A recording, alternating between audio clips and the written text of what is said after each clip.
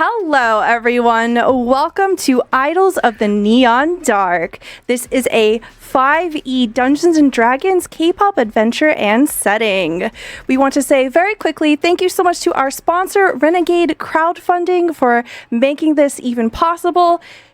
If you are interested in this game, you can head on over to the Kickstarter right now. It's live. It was funded within 4 minutes. Absolutely fantastic support coming from the community for such an awesome game.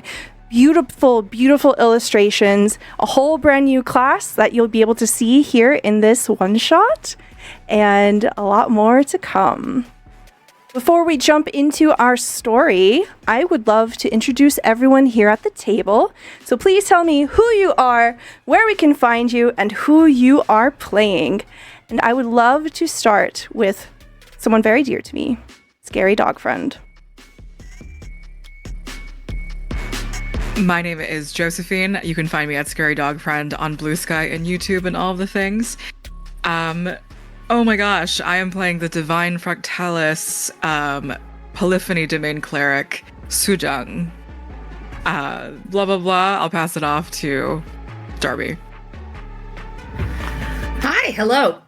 I'm Darby, otherwise known as Chaotic Darby on the internet, and I use she, they pronouns, and I am playing Yunhee, who uses they, them pronouns, and is the Cadence of Ceremony idol that you see today. And I'll pass this to Carrie. Hi, I'm Carrie, also known as Miscellanea on the internet, and pretty much everywhere. You can also find more information on my website, carriecarney.com. I am playing Jihoon, the fighter. I'm gonna beat stuff up. Hell yeah. It's gonna be great. I'm Stelluna. I will be your dungeon master for today. You can find me all over the internet as Stelluna or Stelluna TV. And I am so very, very excited to introduce you to Lumenica, an underground city-state of light and magic. It is a place built on harmony. Every street, every stage, the buildings themselves are designed for thousands of voices to move as one. The spirit of song and sharing it is something that resonates deep into the bones of this place. Music is intrinsic. It is intentional, woven through the neon signs that power and decorate storefronts, inviting customers in and forming protective wards against the surrounding dark. Lumenica is tall, built of buildings that loom mountainous in size over a vast waterfront.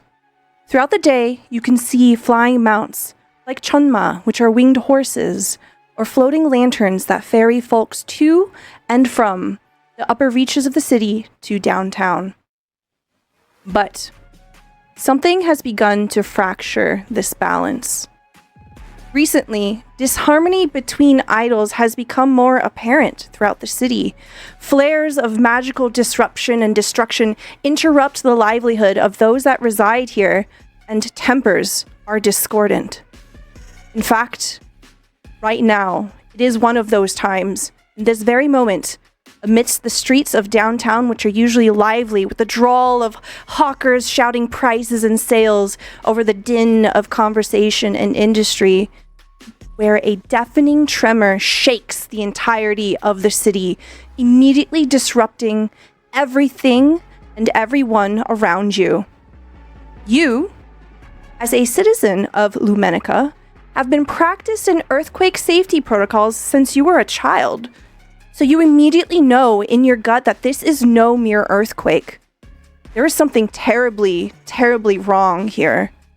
Not only do you feel this tremor echo into your bones, but you hear the cacophony, a tremendous bellow of sound of something else. You run. All of you. You were already on your way to the Luminary Hall, but now you are doubly determined to get there. Let's take a moment to describe our characters and get a glimpse of who we are playing. We are going to start with Sujong. As the group of you are running, you see that there is a large crowd of people that are in the way. We slow down as we zoom in on you. What do you look like? Sujong is a divine fractalis. Amethyst, rippling fractures of light throughout what seems to be hardened pieces of what would make up to be her hair, what would make up to be her skin, and things like that. She is this like almost brilliant purple pink mixed amethyst skinned, and she is wearing something a bit akin to a more like modest traditional hanbok, but also there are trousers. There is like not claws necessarily, but just like very what seems to be like manicured fingernails, and just a very well put together seeming person. But sort of despite all of that, running through this crowd of people, she makes sure to stop at some point, get a particularly rowdy group of people who are maybe beginning to shout and push over each other, completely against protocol. But I will cast Calm Emotions here. And I don't know if you need me to fully do the whole thing here. Oh my God.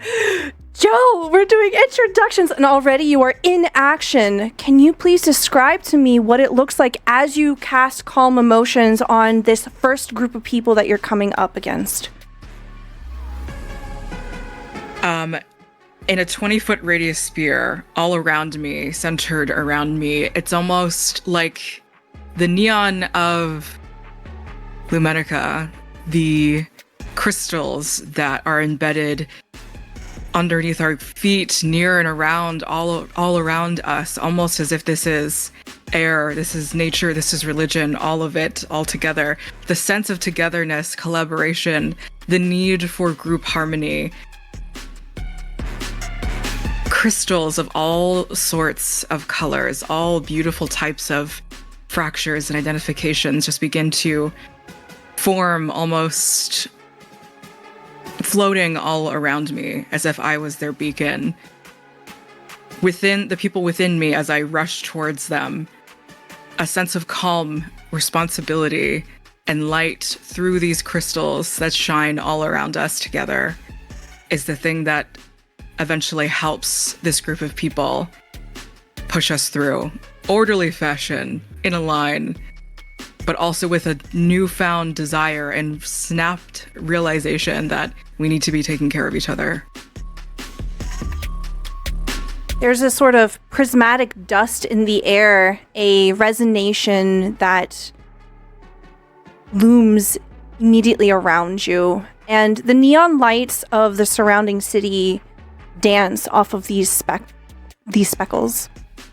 We peer through to the next person. We see Ji-hoon.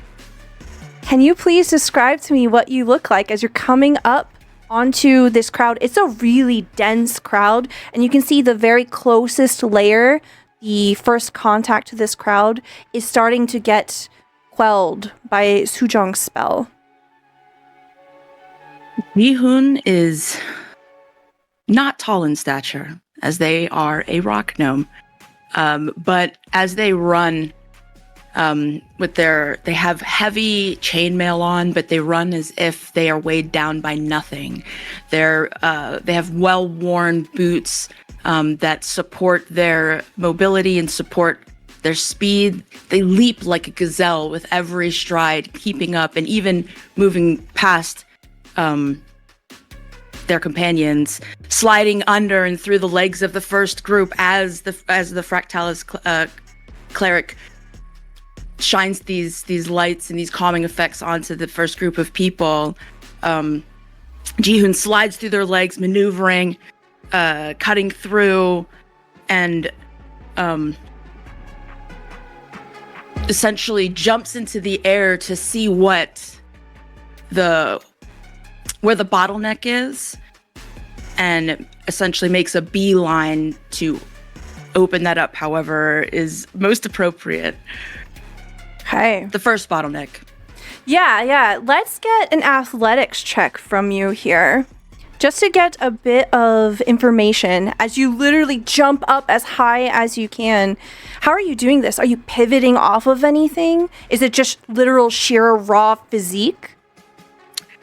I think as Jihoon is moving through, they understand their size. They might be dense because they're muscular and lithe, but they find a person who looks like a blacksmith, like somebody who's very sturdy, who's, and then they essentially jump onto their back and push off of their shoulder into the air. I love it. Athletics, please. Oh, I put acrobatics. Sorry, my bad. It's fine. Athletics is better. Okay, 14. With a 14 athletics, you push off this person, hey, as you use them as leverage to get a good view. You see opening up in front of you easily 60 feet of a crowd.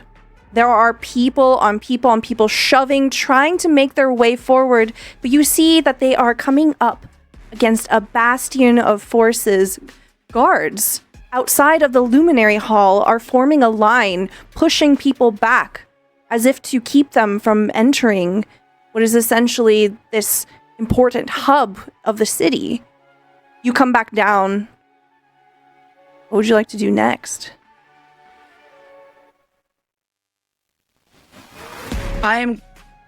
Jihoon is going to turn and yell in their very unique voice. It's like what they would do on a stage when they're trying to help coordinate the dancers, like when they turn their mic away and yell out instructions.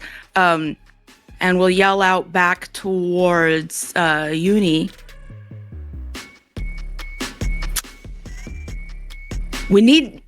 Hold on. We need to push through a line of guards, just straight up. June is not the smartest person, so they are just going to yell out, guards! I love it. We follow that projection of voice cutting over the people that you've managed to get past, and we focus in on Yoonhee. What do you look like? Yoonhee is a human.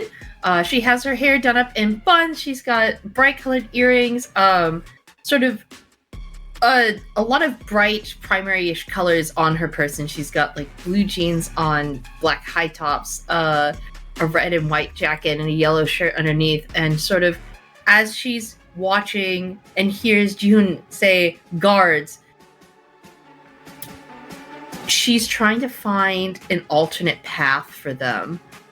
Instead of pushing through this crowd, maybe there's a back alley that they could try and duck around, maybe looking at nearby buildings to see if there's a building that they can run through and maybe jump through a window to get to the roof or something. Just something to get around this crowd.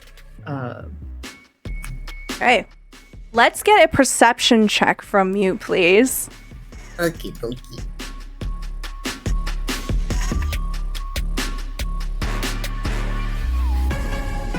It's good, right? It's fantastic. Very high. It's so good, it's so good that Is it a 1? it's so good that it can fit into one hand, baby. 4. All right. With a 4, you try to peer up. You push up onto the tips of your toes. You try to take inspiration from Jihoon and their technique, and you try to push up on someone, they push you back and they push you down, just inelegantly, hand in your face. And you essentially just cannot get a good vantage point. You see that there's just so many people that they are literally not going into the buildings nearby. They're coming out of the buildings. So it's impossible to try to push past them. People are freaking out and they are heading towards the Luminary Hall. Just 5'2", getting hands in the face. Do you see a path forward? Is there a gap? It's fighting to see above the crowd. Jihoon, as you kind of look back over to the crowd, you get the sense that you're just going to have to somehow find a way through here. There are a couple of options, and I'll help you out here. There's force, always. That's always on the table, especially for you, Jihoon. You can try to talk to the people that are closest around you and maybe tackle this in layers. You can see what Sujong is doing, and it is effective. It just might take a little bit of time to make your way piece by piece closer to the guards. Clearly, the problem is the guards. There's a lot of bodies between there and here. Can I climb onto the nearest strong person again? Just climb onto their shoulders and say, sorry, excuse me, I just need, and essentially pulling on their military rank as a former soldier is going to call out to the guards this time. What is the meaning of this? Why aren't you letting people through? Go ahead and roll me investigation here. As you're kind of quizzically puzzling over what's going on here, you will realize that your voice just gets drowned out. Other people around you are shouting. You are just one voice of many at the moment.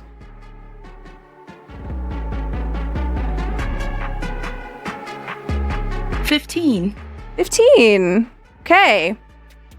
You are on top of this person. It is a burly half-orc woman, and she's like, hey! But essentially doesn't really try to push you off or anything, just hands you off essentially to the next person. You're like a little bit of a crowd surf here, but you can tell you're not going to get very far. However, as you're in this vantage point, you can see that the crowd around you, most of the people are unarmed. They are just regular civilians. You do see that a couple of them have knives and tools. Because of your background as a soldier, you know the way that these guards think, and you know that this could be interpreted as weapons if things get out of hand. Someone gently deposits you on the ground, crosses their arms over their chest, and looks down at you disappointed. That's not cool. Don't do that.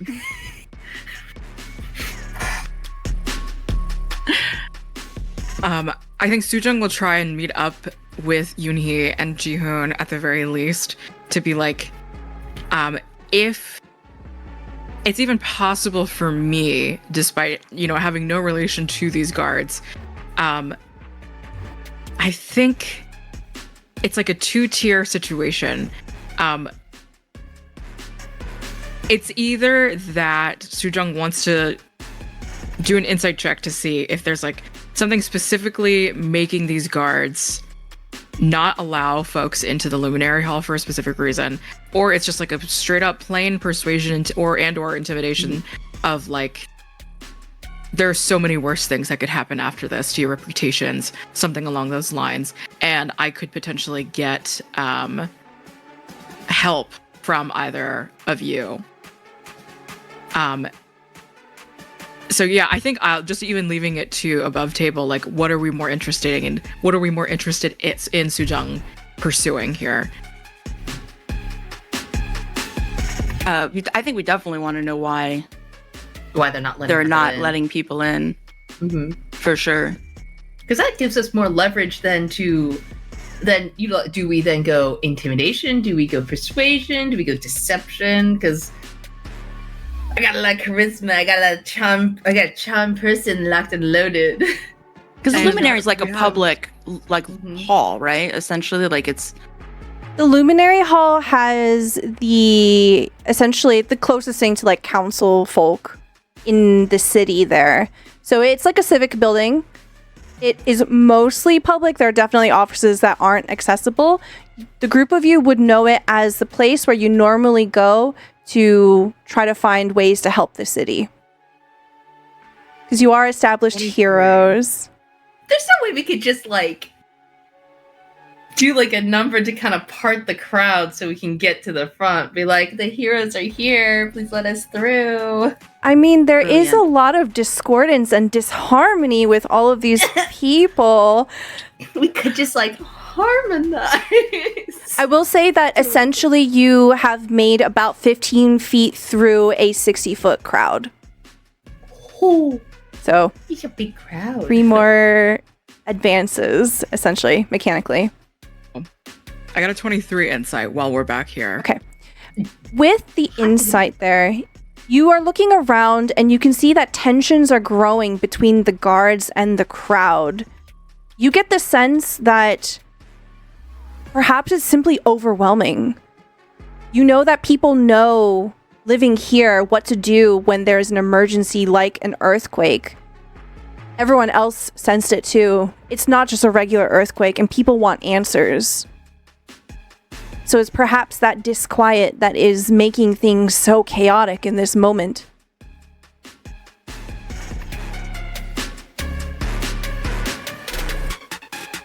Maybe we do just need to bring harmony to the crowd. Do a little. Let's do it. little performance.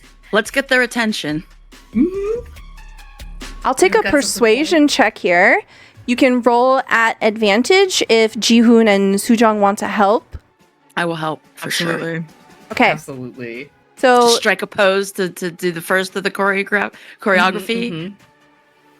Just I love move it. Into it. Hit that pose. All right. Yes, I will roll. Nope, it just added them together. Well, one of them is a 19. And my persuasion's a +6, so that's a 25. 25. All right, so let's describe what Jihoon and Sujong are doing, and then Yoonhee, you can finish it off with the ultimate description of what this looks like. Effectively, you will be able to move past another 15 feet of people. Jihoon, you said that you strike a pose. What does this look like? I strike a pose and I yell, "Mix!" And I kind of like lightly push people away to make a little bit of space. Sujong. I immediately start to sing. I start to create like foundational chords, either through the thrumming of the crystals that are, still an attempt at like the dissonance of this calm emotion situation. I just begin to start setting up the melody. Yoonhee. I think Yoonhee does just like a flashy like spin. I think she always has like glitter or something in her pocket and just rips it out, flings it around, and then like hits a pose and goes up, and then goes in with the beat and starts dancing. The people that are closest to you immediately are drawn to the sheer aura, the sheer power of your harmonization. They are distracted and they sort of move away, giving you space, allowing you to move through. You're about halfway there. Can I get strength saves from everybody? Why? Why? Because you're in the Okay. middle of a crowd. Okay. I got a 14. That's I good. have to find it on this sheet. I'm sorry. No, you're fine. Take your time. It's at the very top left. Oh, do I just click on the? Yes. Wait, I did it. You have to click with style. I have to click on the words. What the? Oh my god. Oh. Jihoon just rolled double ones. That's what I'm good at. Yoonhee, what did Dice you tell a get? story. 17. Okay. So we see Yoonhee and Sujong as the crowd sort of fluxes around you, you're managing to make your way forward, but the crowd is not just a still thing. It's pushing, it's ebbing, it's flowing, and you find that there are shoulders and elbows bumping into you. The two of you weather this just fine. Ji-hoon, you, however, do not. I think what happens here is I have to deal with knees and feet. yeah, you literally accidentally get kneed by someone who is right by you. They don't mean to do it whatsoever, but it is completely accidental. You are going to take 3 bludgeoning damage here as someone just almost kicks you right in the side.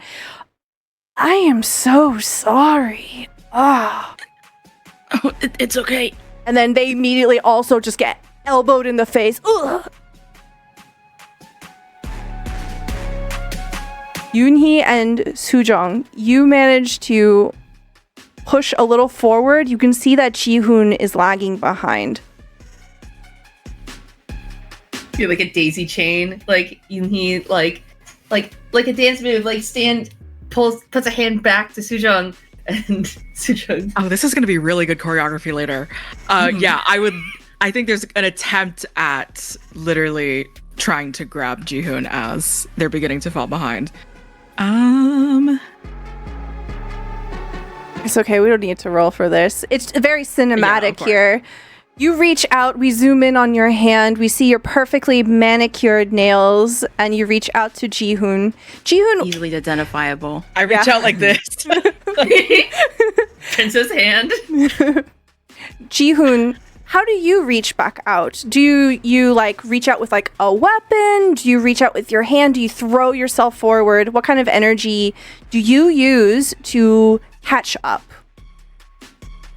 I think regaining my composure after being kicked in the ribs on accident, but still, I reignite my like agility, and because it's a mental and a physical thing, like your body has to be connected to your mind, and being distracted by knowing that there are possible weapons that could cause this to escalate very quickly distracted me. But now I know that we just have to get to the front. I see this beautiful hand come through, and I just kind of like swing around somebody else's foot and knee and just launch myself and grab onto it with both hands.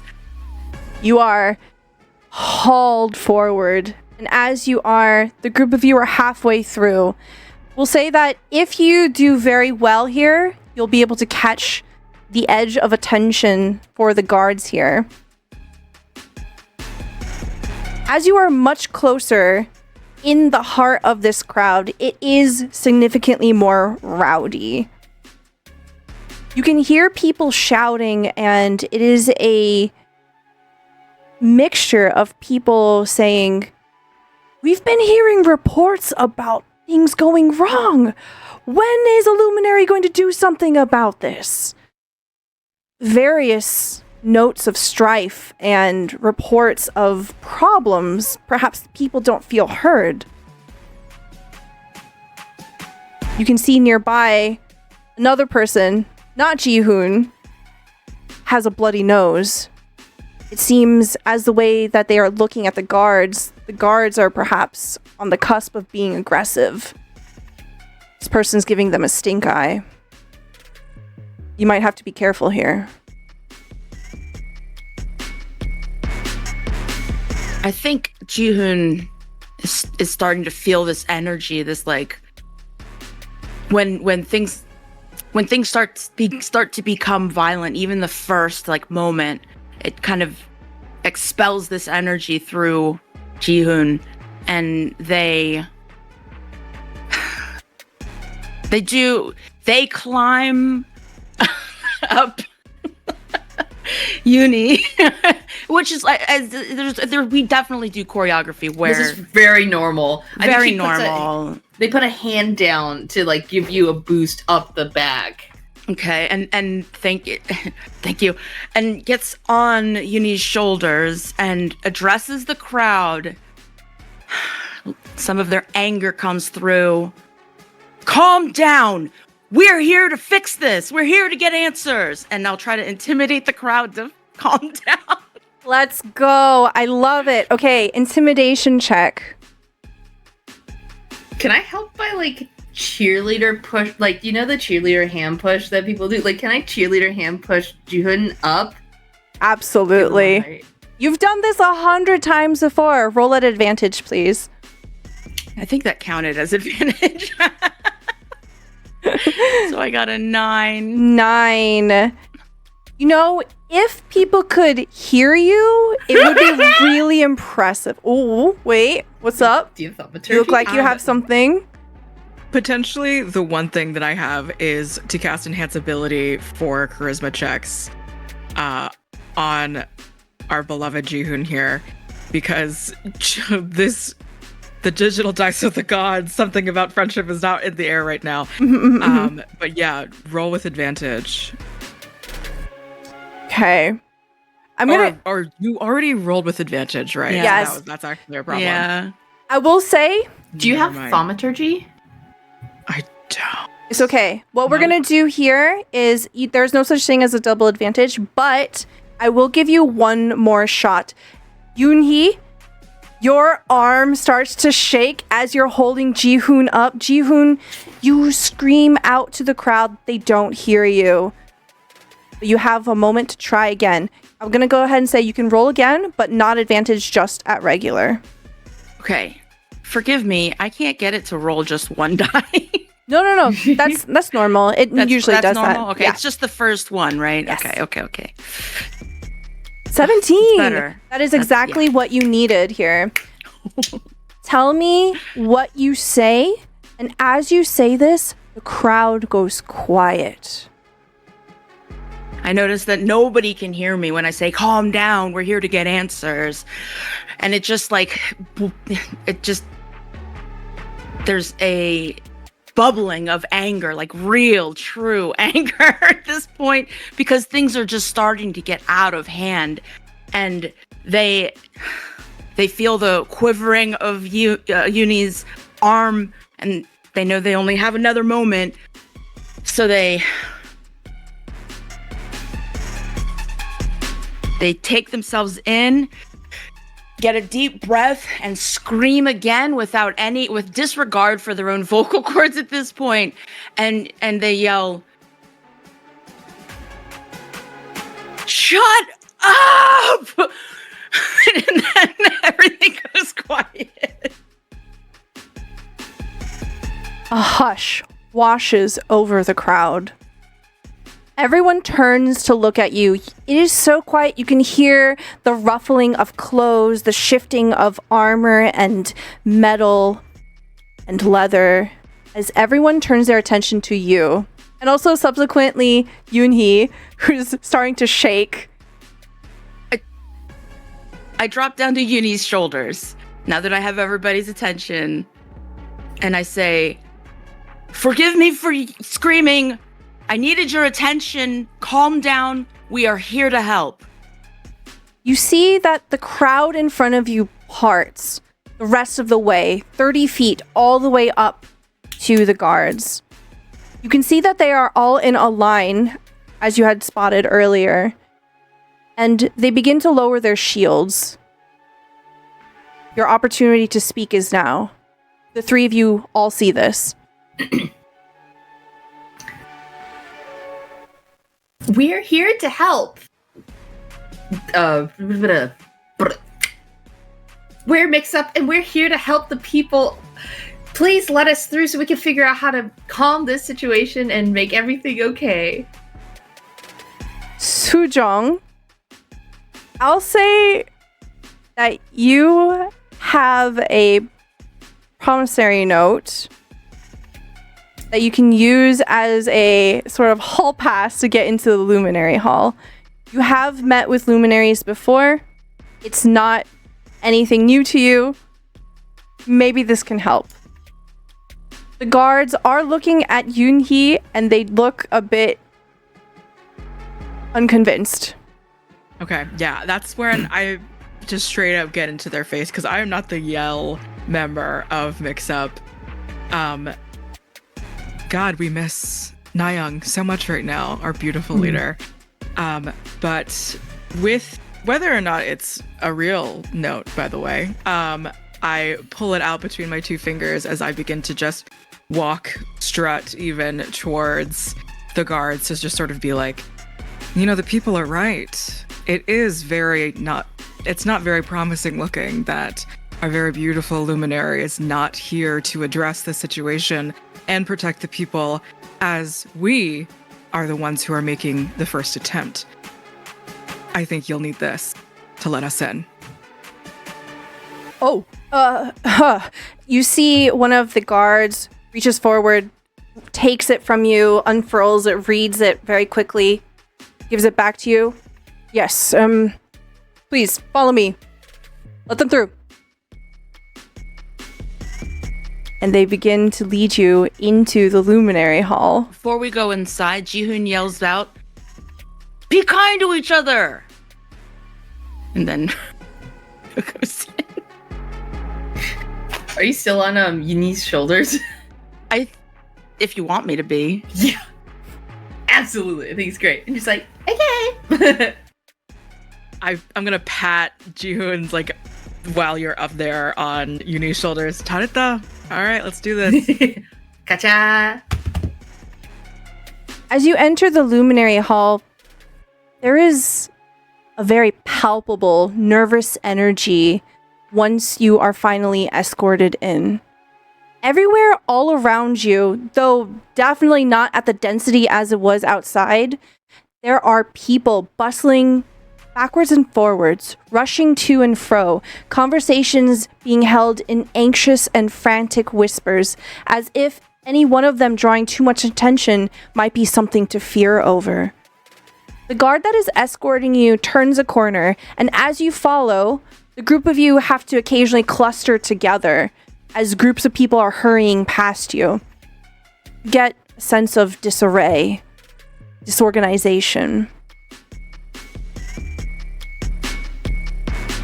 What kind of vibe are we getting from the group here as you're following the guard? I'm seeing in everything. I'm disappointed in the lack of organization. I'm disappointed in the fact that people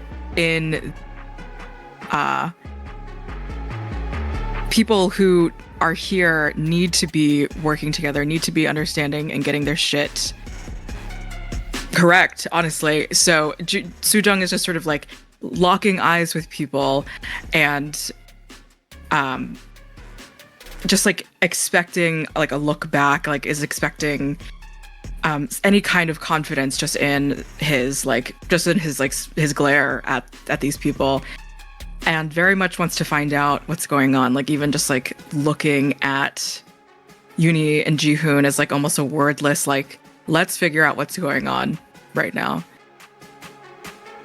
And Jihoon's demeanor is more, now that they see what's going on inside, where clearly the order is not here either.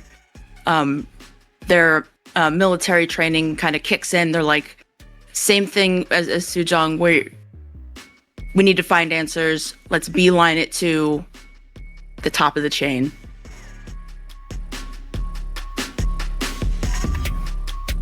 What about you? It's just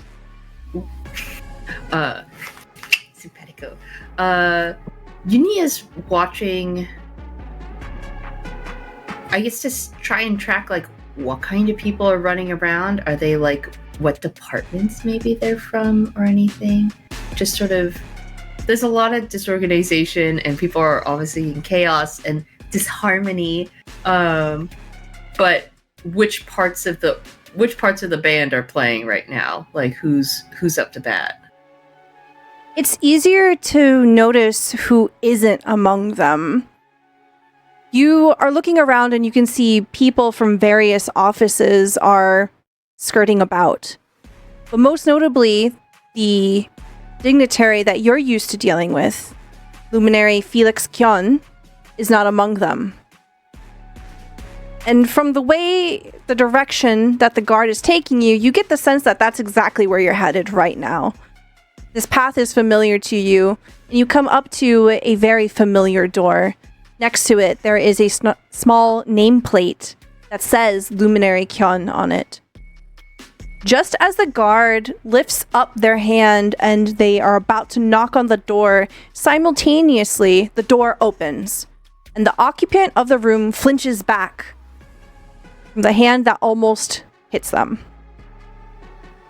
Luminary Kyun takes a half step back. This individual looks tired already, their eyes slightly wide, lined with deep dark rings.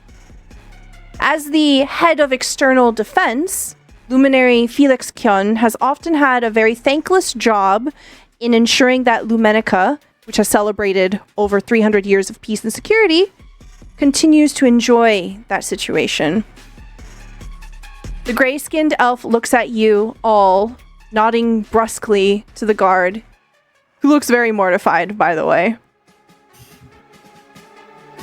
Kyun says, "You are dismissed," to the guard. "Please return to the security force and see if you can convince those people that they are safer at home than bothering us."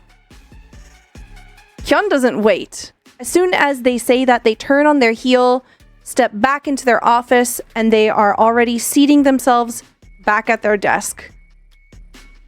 The guard kind of awkwardly turns towards you all. You see that they are flushed. Flushing terribly. He just pats their shoulder. It's like, it's okay. You did a good You job, got soldier. Mhm. Jihoon, as you say that, Whatever. No. they blush, they nod, they straighten a little bit, and they head off immediately, not wasting any time. Beyond, you see that Kyun has dropped down into their chair behind a dark wooden desk. They pick up an object, some kind of crystalline compass, and they are absently fiddling with it. There's a sort of look to them, as if they have the weight of all of Lumenica on their shoulders. You're still standing outside. Ethan jumps off of Uni's shoulders and walks in. Mm-hmm. Uni follows quickly after. Of course. As you close the distance, Luminary Kyun's voice is strong and resolute. Whatever challenges that they were facing in their mind vanished as they settle on a course of action. Their eyes coldly slide over to the group of you. "I want to hire you all to investigate the tremor and the other strange things I've had reported to my scouts over the few last days." You see Kyun String. points down to a stack of untidy papers and pokes it. Yunhee just picks it up and starts pawing through some of these papers. Anything in particular? Where was this tremor most strongly felt? Out towards the Luminary Waste. There's a cave system, I believe. I've already arranged travel for you. I'm willing to pay all of you an enhanced rate. 150 gold per person to follow the origin of whatever that tremor was. I want you to report on what you find as quickly as possible. In addition to your fee, I'll be allowing you to requisition fair equipment from the guards should you need anything within reason.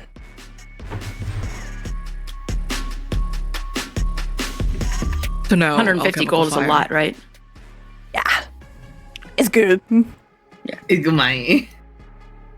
So what? Let's see what's on everyone's faces as you're kind of getting this information. Yoonhee has stepped up, and you have these papers. These papers all detail different accounts of people submitting reports of strange flare-ups of magic, disruptive and dangerous. There are various reports of earthquakes that are just increasing in amount and aptitude. Small complaints. A lot of complaints. people fighting in the streets. I think Sujong, again, there is just this like displeasure. It's just, and it's very much, again, this like wordless communication, like looking at Uni and Jihoon is like, do we have time for me to chew him out really quick? Or them, no, maybe. And what Sujong will then just go for is passive aggression instead, and is just very much just like, you know, you are very well loved and respected, Luminary Kyun. It's the state outside is just such well proportioned and taken care of, especially with you sitting in this office right now. Yes, I believe we can handle this one situation and do anything about it. Hyun gives you the slow, unconvinced blink as you say, like, well loved. This is the most thankless person in the entire building. They just listen, equally polite, equally passive aggressive. There's a very small sigh that escapes Kyun as they push this strange device that they're holding towards you. This is an elemental compass. They're used to detect earthquakes before they even happen. And they record signatures of magic that can cause such events when the elemental plane of Earth presses against ours.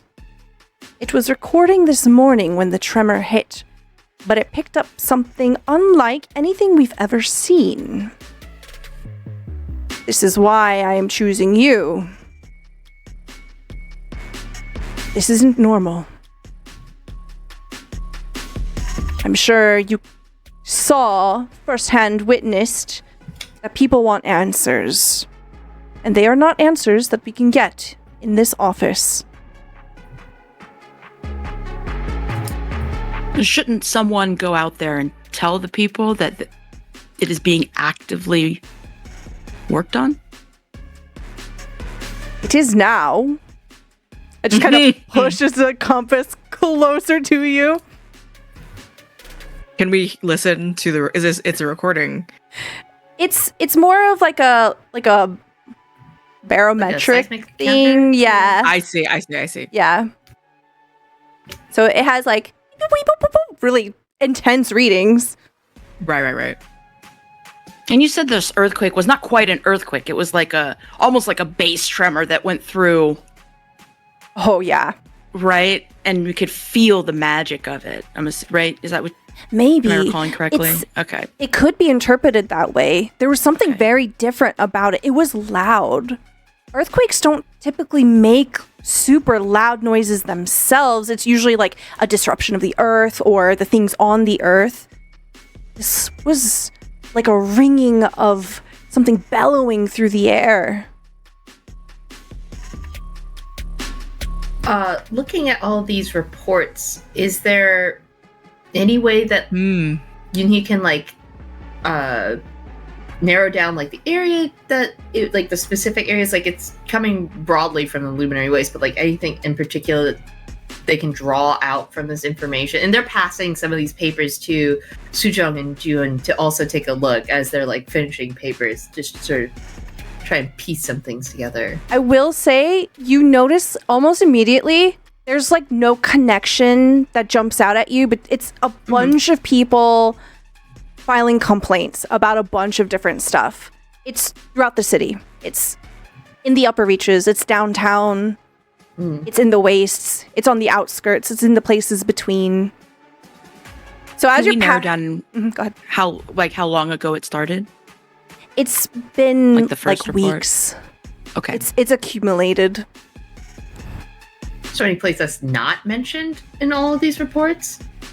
It's hard to tell. You get the sense that this is probably a red herring and not really very helpful. A lot of you get the sense that these are a bunch of jobs that would take you all day if you were going to go try to deal with them. Some of them you definitely just can't do anything about. My neighbor plays music too loud. Yeah, right. So I think Sujong is very much like, I see. So if there is indeed some sort of origin point here, I do have it within my powers to see if there is any specific magic affecting, or perhaps where and who it might be cast by. So that is not necessary. He talks right over. They talk right over you. They say, I've taken the liberty of hiring you a transport lantern to get to the mouth of the cave faster. What does Sujong look like as they kind of do this? Sujong look like going through, like, are we like immediately getting shunted out of this room right now? No, they're just talking over you. This is all just verbal. Like I see. You're like kind of coming up with a plan. You're saying like, oh, we're going to do this. Yeah. And they just kind of talk over you. And they're like, I got you a floating lantern, a giant lantern. You would know this as a typical and common method of transportation in Lumenica. Right. Like it's just, again, like another like very cinematic, dramatic neck snap over to Uni and Jihoon. Like, I will slap a politician in the face today. I think You said that out loud. I don't say it out loud. Oh, I don't say it out loud. We just know. Like my quivering hand is So Let's go take a look at some of the things that the guards might have. These at the armory that we could requisition some items from, and then head out. Time is of the essence. I would prefer that you would be out of the city before the night cycle. How long until the night cycle? You blah blah blah. The exact amount of time that we need for a montage of you getting all the stuff that you want to get. But essentially, they say good. The lantern will be waiting for you at the East Embarkation platform, number 12. Try not to waste too much time. I have a very bad feeling about all of this. Just in your gut. They look at the papers that the three of you have kind of divided amongst yourselves. I've been looking over Lumenica for 300 years now. 7 uncontested terms. Something is wrong. I have a suspicion that this might be tied to it. Things haven't been like this in a very long age. We'll get to the bottom of it. Let's hop to it, Mix-Up. Bye-bye, Luminary. June bows respectfully before leaving. I love all of you so much. You can tell that the Luminary expects you to move quickly, but will also ensure that you get everything that you need. For the sake of time purposes, we'll have a montage here of the group of you moving through to the quartermaster, and essentially anything that you need, they'll provide for you within reason. So is there anything that jumps out to you that you would like to try to acquire before you head off? I'll say that plenty of rations are given to you. In fact, it is stressed upon that since you are heading out towards the Luminary Wilds, it's very important that you have nutrition and that you have everything that you need to take care of yourself. Titans, Dungeoneers pack stuff related, like, because I just have candles and paper, Maybe a healing potion. Yeah, healing potions. Huge. Plural. Like one if we each. could get our hands on it. Yeah. Okay, Jihoon, as you mention healing potions, I'll say that this particular guard, they're looking at their clipboard and they might need a little more convincing. You see them like open a cabinet and like a moth comes out. There are 3 health potions left. The last 3. Can I use charm person? Oh, on the Lord. card to just maybe sweet talk my way into those 3 potions? What does this spell look like as you cast it?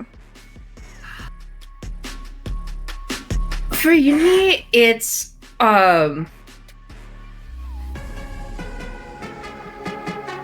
think you see just this, like, this little glitter comes out, and she rubs it onto her hands a little bit and just sort of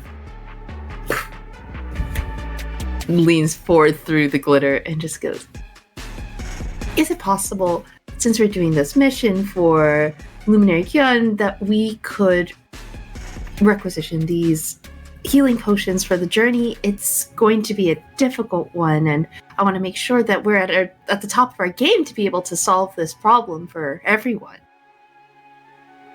What does it smell like? It smells like peach blossoms and like strawberries. I love it. Okay, I rolled a 3, so they definitely failed.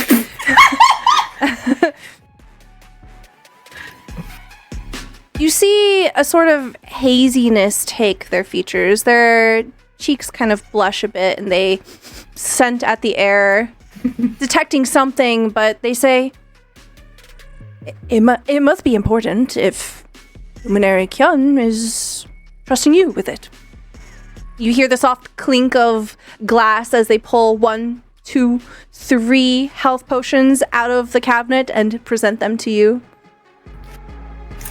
Thank you. Next time we do a signing, you should come say hi. We'd love to see you again. They ask for your autograph. Yeah, absolutely. They turn their clipboard over and they hold it out to you. Mm-hmm. Like I'll sign the clipboard itself. So it's always theirs. And do like do a little star next to it. And then looks over at the other 2. Are they with you? Are they also part of? Yeah, we're all part of Mix Up. Could I get your autograph, please? Sujan. Jihoon. Jihoon. What is the vibe of your signature? So Yoonhee has had a star next to it. Sujong, what does yours look like? Oh, mine is very like if one of those like signature stamps was like her very signature. It's very structured and geometric. What about Jihoon? Jihoon's looks scrawled like someone's like a attacking it with 3-year-old could, if a 3-year-old knew how to write words and stuff, and it's kind of like that. I love it. Okay. We see the 3 of you walk away with your pitons, your climbing gear, as well as the 3 health potions. So go ahead and add those to your inventory. And essentially, you walk off. You begin to make your way over towards the embarkation platform, number 12, as you were told. And it is there that you meet up with an operator. You see this older dwarven gentleman. He has a scraggly beard that has grown in a bit sideways. You get the sense that it's probably meant to hide a particularly nasty scar where some hair won't grow. So it's a bit uneven. They gesture you over, waving down, and you see this enormous lantern. It is mostly made out of paper and wood, but you can hear the soft hum of luminescence. The way that it glows through the paper, you see the arcane magical sigils and the talismans that are set in place to operate it. Oi! There you are. I've been waiting for you. Hi. Hello? Hello. Hello? Well, Has anybody else been to this cave entrance? not that I've heard of. Cool. I've been instructed by the luminary that I should take you directly to it. Or, at least, as close as I can get you. That would be super great. And will you be waiting for us? Of course. Oh, okay, cool. I mean, It's dangerous out there. You know, by taking the lantern, and he slaps the side of the lantern. It can fit so many idols, you know? This baby can fit so many idols. Just slapping an open flame source. No. Says, you know, it only takes about 2 hours to get to the cave by means of lantern. If you were to attempt this on foot, it would take you a number of days. You can't miss that much rehearsal. So. Really don't have that time. Well, in you go then, and they open up the lantern and gesture you to go in. in we go. Thank you. What was your name again? My name is Davin. Thank you, David. My pleasure. As the group of you enter into the lantern, there is a montage of rope pulling and mechanical things that are beyond Stella's own comprehension. I don't know how it works, but Davin knows. Davin is an experienced lantern operator, and you can see that they operate it with great confidence. Within just a few short minutes, the group of you are slowly beginning to lift up off of the platform, and you can see all of the city beginning to yawn open before you. Is this your first lantern ride? I think it's Jihoon's first lantern ride. It's Sujang's. I don't know if it's Yunhee's. I think It's I think they've It's a been in pretty one before. common transport method, but there are also just other ways to get around. So I Yoonhee, think at a certain point, Jihoon stops looking out though because it's too high. you can see that Jihoon just kind of sinks down into the basket of this lantern. I think Yunhee then they'd be like, hey, like, holds out their hands, takes Jihoon's, be like, do you want to practice some of our songs? Get your mind off of, we can calm, we can harmonize, we can steady ourselves before we go on to this adventure, journey, investigation. Job. That sounds great. Just only songs though. I can't. There's no No, we don't need to dance. choreography. No, there's not enough room in here to dance. Also, we haven't stretched, and Okay. we did get Okay. you did get punched. Are you okay? You got I'll be. It's a little bruised. It'll be fine. It was an. Okay. Yeah. It was an accident. It's okay. Let's do vocal warm-ups. Okay. Ah. I'll break out my vocal straw. Yeah, Pitch pipe comes out like Sujong, what are you doing as Yoonhee and Jihoon do this together? Not necessarily going to sleep or anything like that, but just like sitting in sort of like a meditative pose here. I think he's even wondering if there's anything that he can begin to. He's wondering. I mean, even just honestly, pulling out detect magic right now and seeing what ranges are like from then until now. Like we could probably even do this as a ritual, because it's gonna take 2 hours. You might as well just like take like a 10-minute sit down and just sort of see, like, is there anything I'm getting this far out before we get closer in? Okay. Yeah. I will say that the detect magic unfortunately only goes 30 feet. So it'd just be like a bubble around you. Yeah. However, go ahead and roll me investigation. I will certainly do that. And how many spells do I want to immediately waste before we touch combat? What are go ahead. Yeah, I'm gonna give myself enhance ability here. Okay. So you get advantage. Advantage.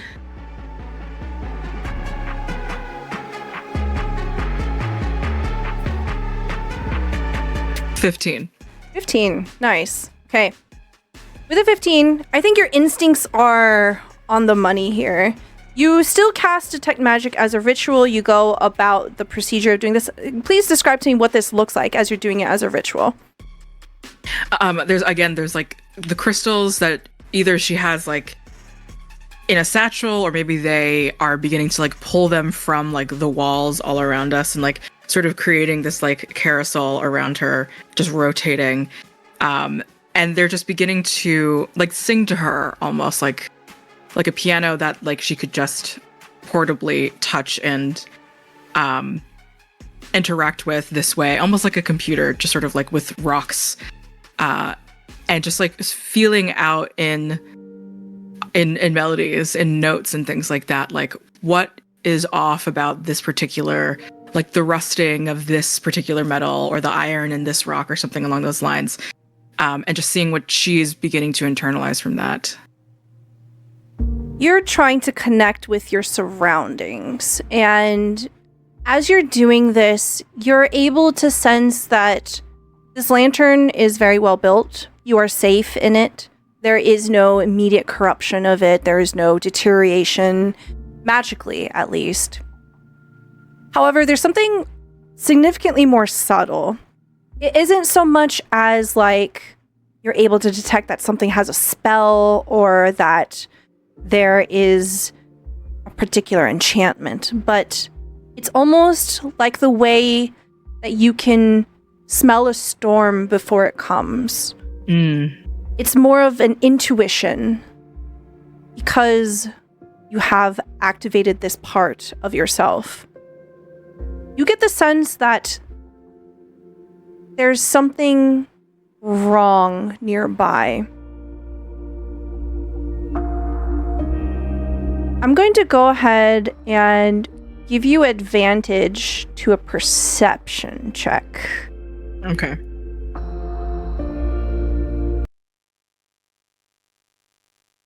Perception.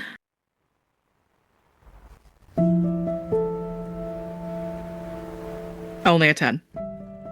10. You see a dark cloud. It's moving strangely. And it is below you. I'll say that by the time that you've finished your ritual and you've connected with yourself enough to determine this, that it's been about at the hour mark here. And you see this strange cloud cut diagonally, move a little too quickly. And you realize that it's not a cloud. It is a group of small creatures. And they're beginning to head towards the balloon. Small creatures underneath this, like, just immediately goes into, like, preparation mode for something skittering and creepy. Oh, I didn't know it could get any worse. I would like everyone to select their tokens and roll me initiative, please. Okie doke.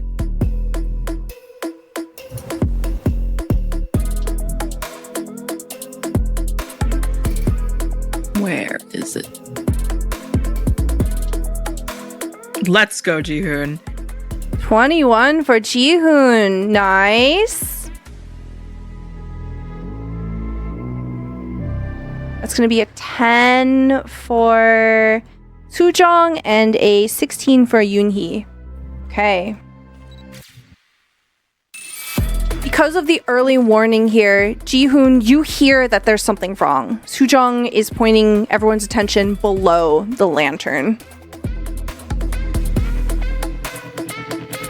Are there any safety ropes in this lantern? Yes. Like when I look around, I'm going to use my action to tie myself to a rope. Okay. and set myself up. And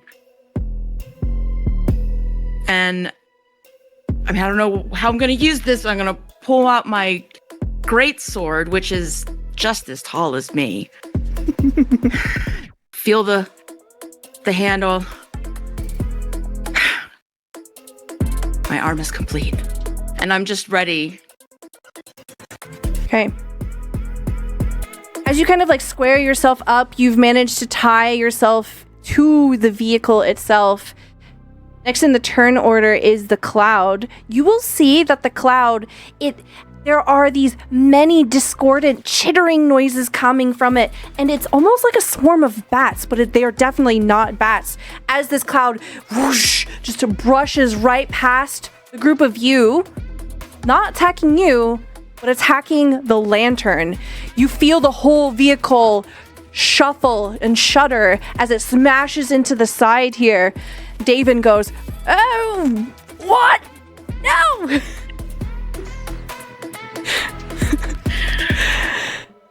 We must protect him. They're attacking the balloon! We need that. I like being where we are right now, not very rapidly descending. Hold on! I'll try to lower the balloon. Controlled descent.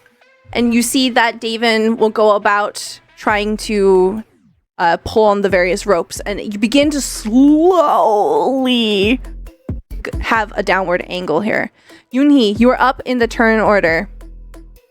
I would love to move closer to Davin, since that is our lantern operator. Kinda need him to stay upright. I would love to activate one of my harmonies and use shrouding harmony on Davin and myself. Okay, can you please read to me what this does and what this looks like? Sure. As a bonus action, you create a harmony between two creatures of your choice that you can see and hear within 30 feet. Until the end of my next turn, while this harmony is active, the creatures chosen gain the following ability. When a creature you are harmonizing with is targeted by an attack, if you're within 5 feet of the creature, you may spend a reaction to add 1d4 to their armor class. So for Yoonhee, it is like she taps her heel, the heel of her foot, onto the ground, and it's like these little circles sort of emanating, like little staves of music sort of appearing around her, and she just sort of like keeps moving in like a beat of her own around Davin, just sort of keep him safe and ready. And so she's got a short sword and a dagger in one hand. Let's see. And when I first activate a harmony as a part of the same action, to activate it, I can trigger a harmonic resonance. I have to make a Constitution saving throw. On a failure, I gain exhaustion level, but when I do this, I get to add bonuses to my harmony. So let's try and not fail and gain a level of exhaustion. It's be bad. 18's pretty good. 18's pretty good. I think that passes. You are good. We're cooking. Or we're dancing. We're not cooking. We're vibing. Let's see. 524. Number dice. We're gonna add 1d4 to the pool of dice generated or rolled for the harmony. So if I have to adjust their armor class, I'm rolling 2d4 instead of 1d4.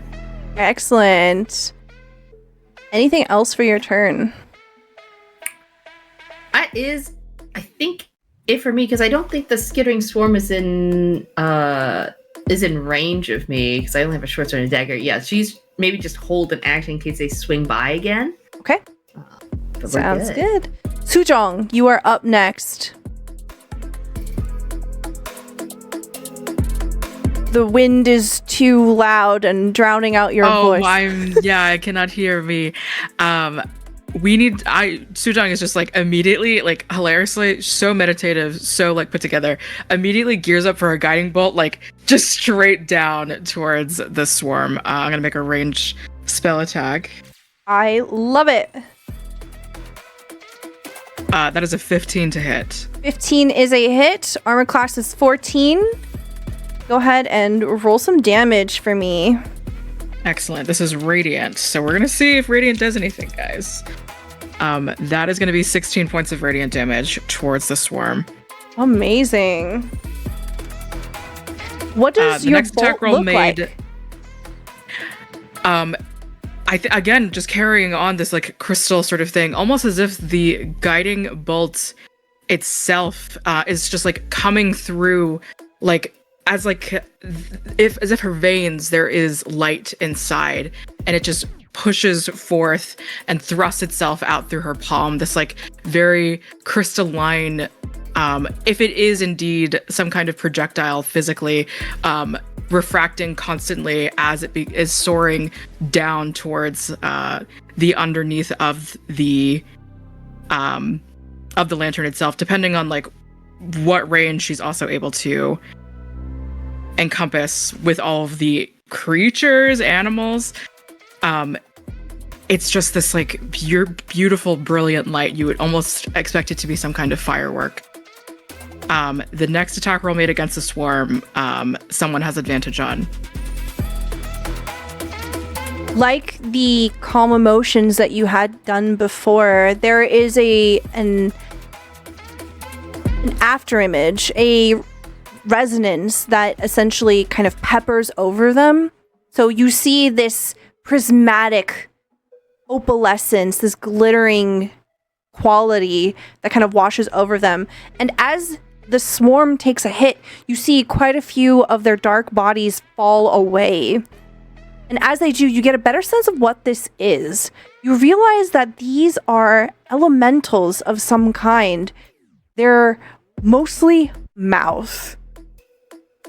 Bewinged beings that twist back and forth very, very quickly. And you can see that they are affected by sound, it seems. Anything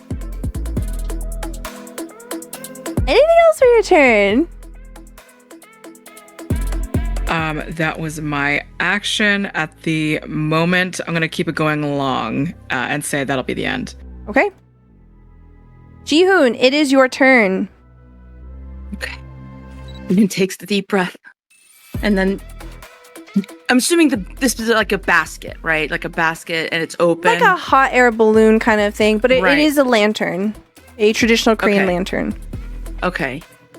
In the top, right? Okay. So Jihoon will get up to the edge, not look down, and just ready their action to swing through this cloud of mouths. Love it. Okay. Holding your action. It is now their turn. Because a great chunk of this swarm has been broken apart, you see that this dark cloud just whooshes past, wheels around, and instead of going high, it goes low towards the group of you in the basket as it moves to do an attack. It does have the flyby trait here, No which attacks is of opportunity. and as it comes forward, it has so many juicy targets. It will use its Chittering Maws ability as it comes close. The swarm's natural noise addles the senses and enrages those that hear it. A creature within 20 feet that can hear the swarm is subjected to the following effect. I need everyone to do a wisdom saving throw for me, please. Is this magical? Yes. Then I get advantage because I'm a gnome. Ooh. Ow. That's a natural one for Sujong. Oh no. Aigu. 16 from Jihoon. Wisdom saving throw. 16. It's not bad. Not bad, not bad. Okay, so 2 of you pass, 1 fail. You will take 5 psychic damage and become enraged, Sujong. While you're enraged this way, you must use your action every turn to make a melee attack against the swarm or more towards the swarm if it's outside of your reach. Oh. So you essentially kind of focus in on this psychic burst that has come from this creature here. It's obnoxious, discordant. I imagine that it sounds kind of like a hyena laugh, but if you were to take it and like remix it with like nails on a chalkboard, just absolutely unpleasant. And it's sort of it rakes at your ears, especially as someone who is so melodically in tune. When someone's off tune, it's almost misophonia for Sujong. Yes. So this 1,000 times. Okay. Do I get to swing at the group? The swarm? You do. They swing. Hooray.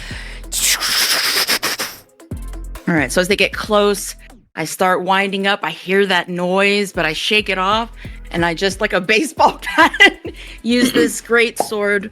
It is magical because of my arm is complete feat, where my weapon becomes magical at 5th level. And I'm attuned essentially to this weapon, to this great sword.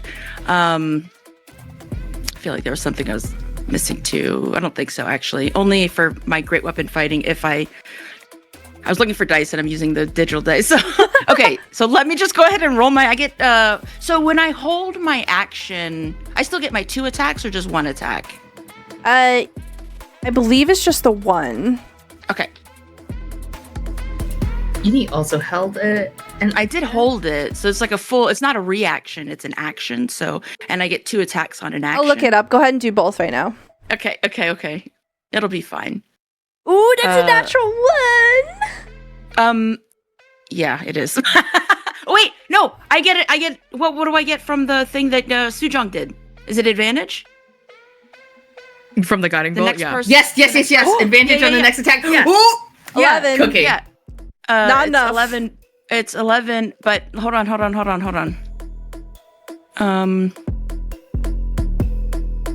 Okay, no, the slashing damage is for not this. Okay, I miss. Oh, but you said I could do a second attack? Because I hold my action. Yeah, so now I'm like actually after my whole turn moves. Yeah. To after the swarm anyway. Okay. All right. 25's a hit. That's just 25, and it's an 18. So roll me some damage, please. Okay. Let me roll damage. If I roll a 1 or a 2 because of the fighting style, great weapon fighting, I can re-roll it. But I have to keep the result, and I can only do 1 die. I can re-roll 1 die. Here we go. 2d6. Does it tell me what? Yeah, if you hover over, it's a 4 and a 3. Okay, so I don't re-roll any of them, so it's 11. Okay. You bring your great sword down, you miss, and your backswing, you connect. As you, almost like a baseball bat, through the group here, you will get the sense that you're kind of like pushing them around. You definitely knock some out of the air and some fall into the great chasm that's below you, but it isn't as effective as you might have wanted. They take half damage. But still a pretty good hit. Yeah. And immediately just hold on to something. Okay. You said that moves you. Okay. It is still its turn because it just came up, and it is going to respond with a multi-attack here. It makes 1 biting maws attack and 1 scything claws attack. As this swarm, you like smash through, you carve through this cloud here, but as it goes by you, it nips and gnaws at you. So oh my god, that's a natural 20. Sorry. I'm gonna be fine. Oh, do I have anything as a reaction here? I got you. It's just so funny. Whenever I GM a game, I'm always rolling nat 20s against my players. When I'm a player, I don't get anything. Before I roll damage, Sujong, is there something that you wanted to do? I'm enraged. But you said something about it, the swarm being very affected by sound, or that it was just completely made out of like horrific sounds earlier. Both? Okay. What happens if I mean, probably nothing, but like, I think just along with the enraging, if that, actually affects anything in particular, like, so this kind of like sudden madness, if I just scream out loud, like if I'm just like, there's no force or anything like that. I just truly want to see what happens.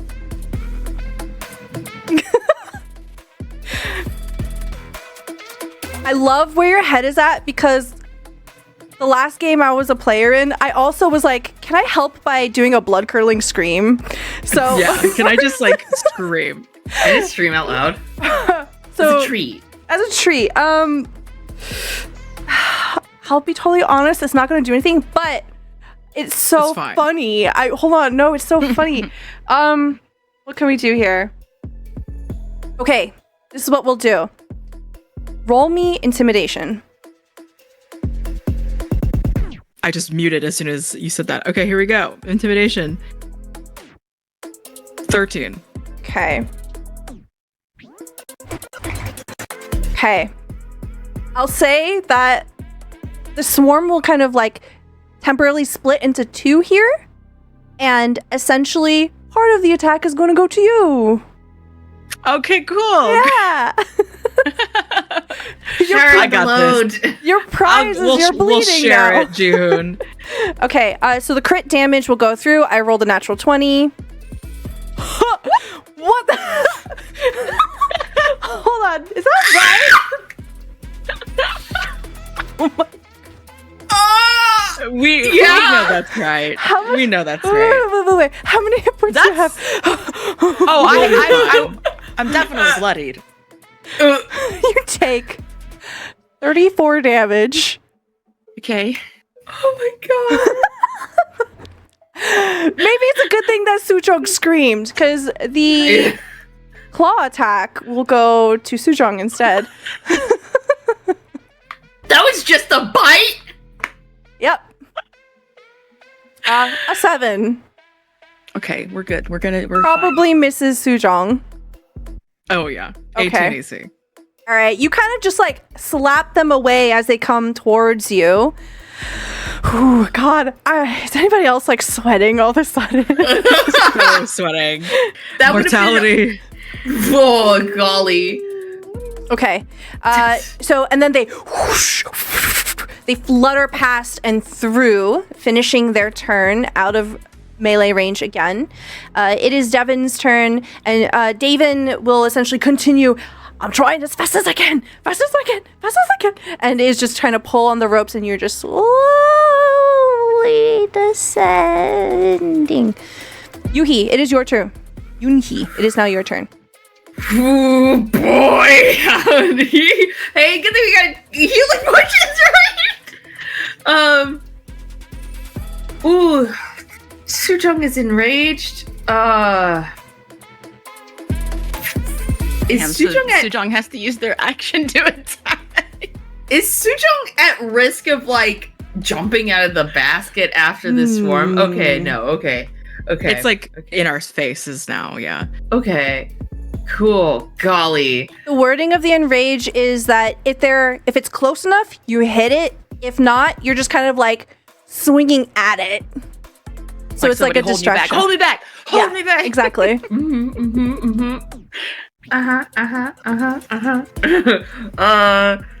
Well, I'm switching targets for Shrouding Harmony. I'm targeting June now to just new targets. June and it doesn't have to be myself, I don't think. Bonus action, 2 harmony. Okay, cool. Yeah, cool. Those two, David and Jihoon, are gonna get the shouting harmony. As Yunhee is just going to position herself kind of in between these two to sort of keep moving in beat and in time, and sort of as both of them are moving, she's mirroring their movements and like mimicking how they're moving and like the pace at which they're moving to keep in beat. Can I ask a question? Mm-hmm. Do the targets of the harmonic, the thing that gives you an extra D4, is that impacted by changing who So they is last the shrouding until, harmony? like, next Oh, it only turn. okay. It only lasts until my next turn, Okay. so this is So a reactivation. Smart. Small. Yeah, I seems like somebody just got hit for like, I don't know, like a truckload of damage. First activated harmony is the same part action. I think I can do harmonic resonance again to try and see. I think that's. I can If use it's the it to same every time. harmony, Same harmony. Does it keep that pool, or does it? I think it. yeah. Cool.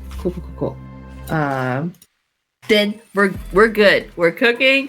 It's great. I'll tackle with my short sword just for kicks. Okay. I will say Just to that see what's- you'll probably get like the end tail of it. So this is going to be at disadvantage because it's like essentially getting out of the way. Totally fine. 9. I think you're just way too distracted. You are trying to primarily focus on protecting Jihoon and Daven. So you kind of like haphazardly throw your short sword in the direction. Mhm. Doesn't hit. Broadly off. I was off beat. Dang. Like back to grooving. Wrong foot. Wrong foot. Sujong. I'm still screaming. I have my warhammer out and my shield out. I've been wearing huge armor this entire time, by the way, but looking so beautiful the entire time.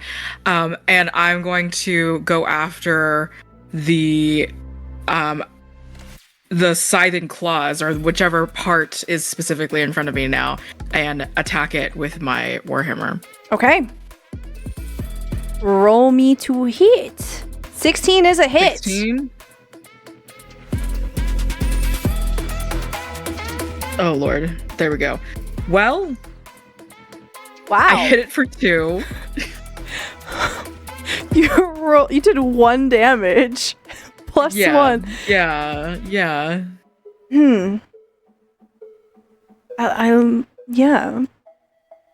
Okay. And then I Careful there. still- You're walking just around like- with like a bomb in your pocket. Oh my god!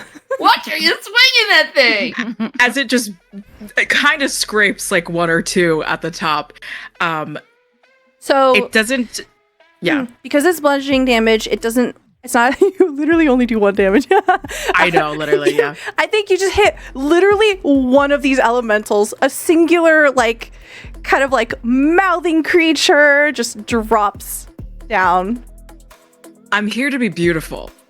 I see. You're doing great. But thank you. But I am still able to cast spells, right? It just takes my action while I'm still enraged.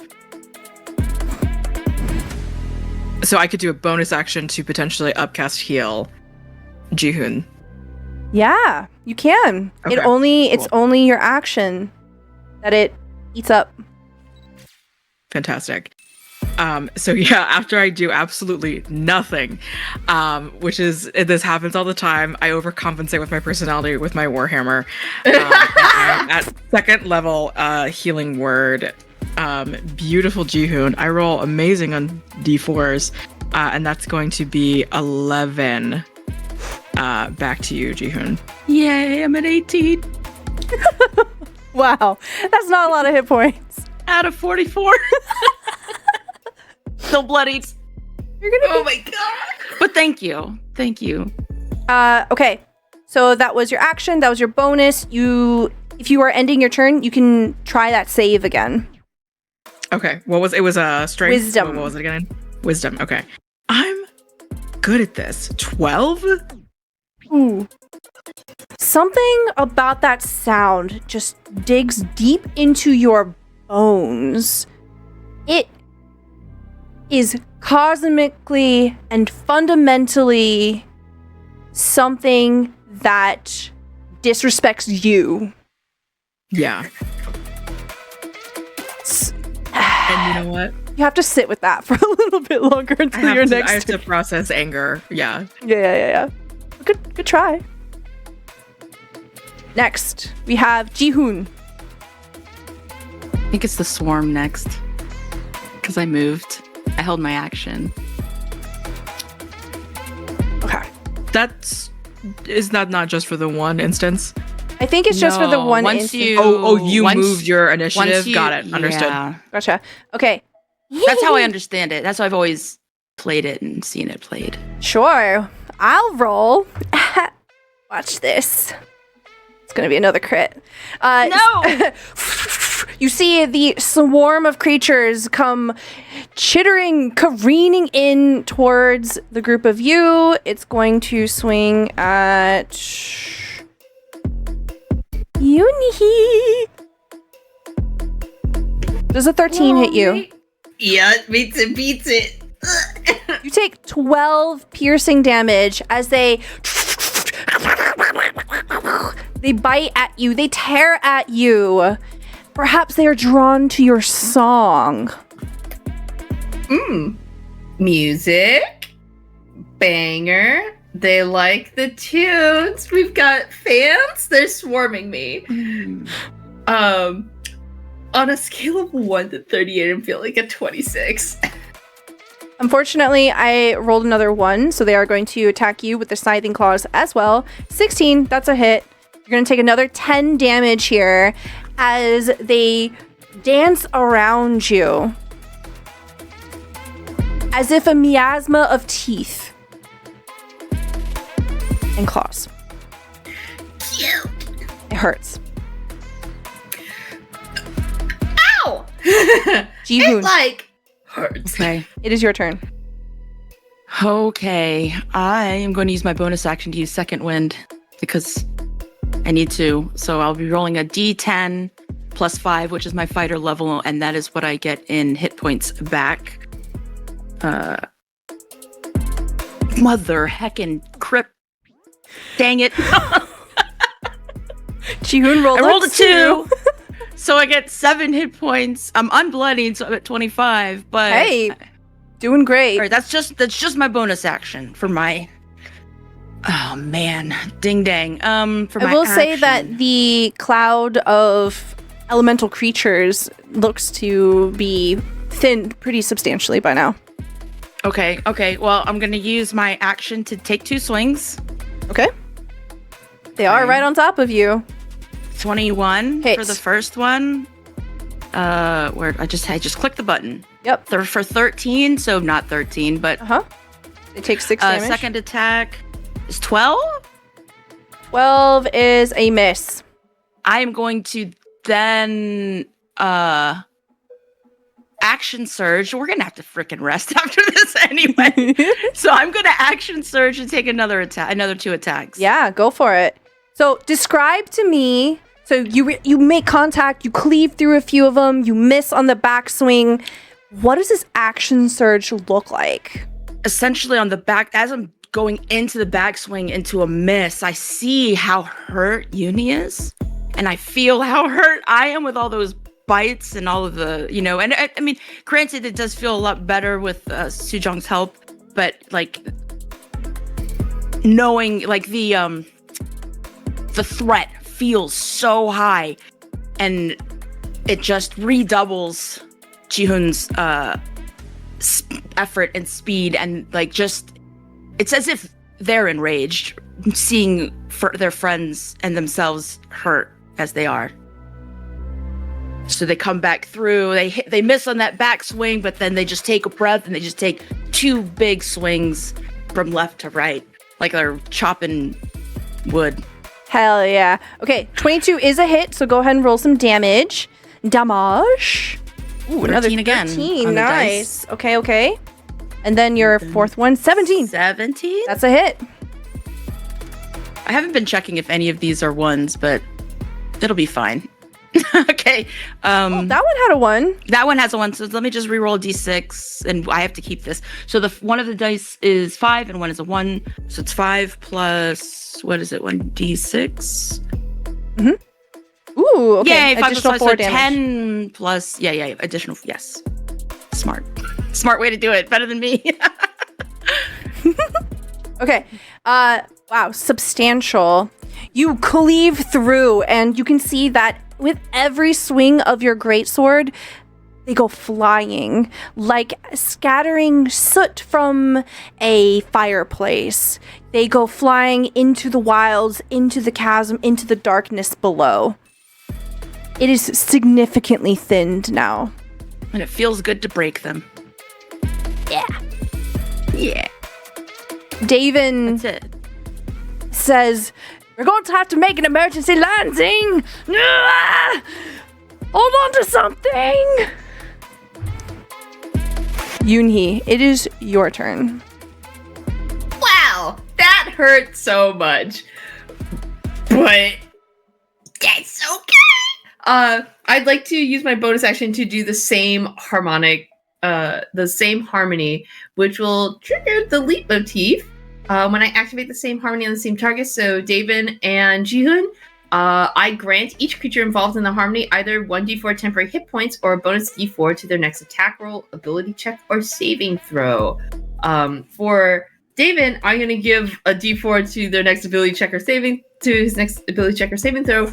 Jihoon, do you want temporary hit points or do you want a d4?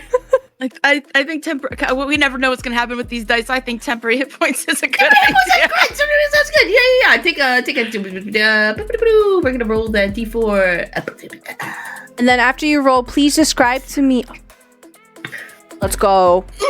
Describe to me what this looks like. You can take total creative liberty here. Paint a picture for me. This is your moment. In fact, I'll even change the song real quick. Ooh, change the beat. I think Yoonhee, they've got a short sword and a dagger in hand, and sort of taking the ends of them to like hit a beat that like resonates a little deeper. As Davin and Jihoon are moving, Yoonhee has been moving with them and is sort of synchronizing these two people, creating a harmony between the two of them, and is using the ends of the blades to sort of ring in tune with this like harmony, this resonance that's existing already, and amplify it. Yeah. And with it, you begin to feel substantial. You feel it empowering you, Jihoon. And you hear Davin go, "Woo!" in the background. Free concert! Anything else for you? I think I'll just try and swing again with my short sword, just going in for going with this beat and Yes. try this one more time. Swing it. Swing. It really hurt that time. We're just gonna share the 21's a hit. I think a 21 does hit. Yay! Ooh. 8 piercing damage. Fantastic. As you cleave through with your short sword, you take out another great chunk of them. There's only a couple left. And that ends my turn. Sujong, this is looking like a perfect lead up to a solo. I'm here to swing my warhammer. Swing your warhammer. God. All right, let's see. Mash them like 21. Yeah. Yep, that hits. 6. And a beautiful Bludgeoning. 3 bludgeoning. Tell me what this looks like. Oh my god. So, I've been the hero the entire time, actually, Jihoon. Jihoon has been painting a beautiful tapestry of just like this magnificent rock gnome. I'm even like maybe whispering like a small like we're like preparing for Jihoon's like next big rap moment. Like I'm like just like really thinking about the next song in this, and it's just like thinking about like Jihoon's just like great sword, the ability to like keep going, and it's not. We do things not in a brutal way. This is like we are heroic. This is our journey. Blah blah blah blah. Uni is like adding this like beautiful. Speaking of just leitmotifs, just like this trill in the air, this like flute, this like light strings, and then what Sujung is adding is just, I think, a temper, like a weird rage that is just like beginning to like come together in her mind about this, and it is continuing on this like religious experience that she gets as an artist, that Sujung as like the songwriter, as like a joint songwriter between like our entire group as Mix Up. She just, everything she do, there's always just this flair, even though the Warhammer, most of it again is overcompensating. It just raises over the shield and towards the last couple measly bodies of the swarm, but they just fall towards they are just swung out back into the air by the great force. And she knows for the next big song there's gonna be a bridge that is just gonna be her voice. But at the very end of it, it's just like everyone gets, I think maybe it mixed up a key beautiful thing that always happens is that we all always end the song with each other. Like all our voices cap the very end in like this beautiful harmony, this polyphony, like these three melodies coming together to make something. And like Sujung just like, as the swarm disintegrates, it does whatever it does. She's just like, "You're welcome." And Jihoon is like, "Thank you so much. Thank you." Yes. He's like, "Yay, we did it." I did so much. I miss Nayoung so much, guys. Hold on! And there's not much time to celebrate here as the basket crashes into a plateau here. It skitters across a flat plain, and you can see that all around you is desolation and darkness. You are nowhere near where you need to be. I need dexterity saving throws from everyone, as you all have a crash landing here. I think I love that Joe accidentally rolled animal handling. I'm sorry. It's always so funny when people accidentally click the wrong buttons. that's great. Okay. That is a 15 from Sujong, a 13 from Yoonhee, and a 10 from Jihoon. Okay. We're so good at this. All of you... Oh, wait. You're tied up into it. Okay. Jihoon, you've got a dirty 20 here. Okay. Jihoon, you feel yourself pull taut against this rope that you're using, almost like a seatbelt, connecting you to the vehicle. You're good. You only jostle around a little bit. You feel your teeth clatter just a little bit, but you are still intact and literally still inside the basket. Yoonhee and Sujong, you go flying. You feel yourselves hit the dirt, and you both take 3 bludgeoning damage as you eat rocks. Is David also launched out? Okay, he's okay. Yeah, he's okay. You can see that he, when he was warning you, also tied himself to the vehicle and just kind of like looks over at Jihoon and like lifts up a hand as if to high five you. Safety first, kids. Always wear your seatbelt. That was a bit of a rough one. Yeah. Great landing. Where are my friends? I think they've tumbled over there. Gosh. Jihu gets out and rushes over. I don't think I like lanterns anymore. Dust kicks up all around you.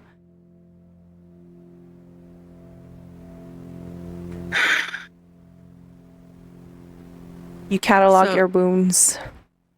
Yeah. What's the score, Davon? Can we get this back in the air? You can see he's puzzling over it, kind of walking around. Now he's detangled himself.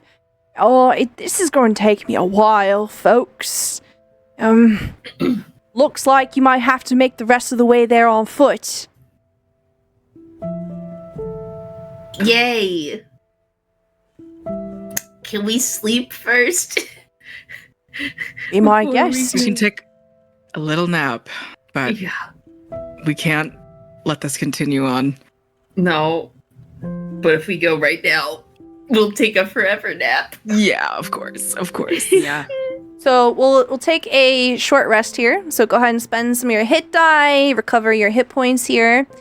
And as you do, you can see in the background, as we're having like a little bit of a resting montage, that Davon is essentially going about doing repairs on the lantern. You see that all around you is a region that you've studied, and perhaps some of you have been here before, but it is not a place that you would want to be. You have found yourselves in the Shatterways.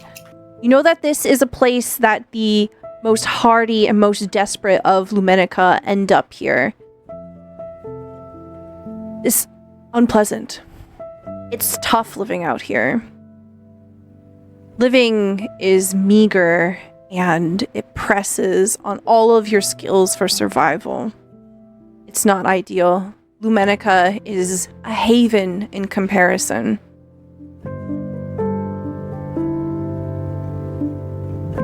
How are you looking? I'm gonna spend 3 hit die. Okay. And for 23 hit points? Yeah, 23 hit points. Very good. Which makes me full.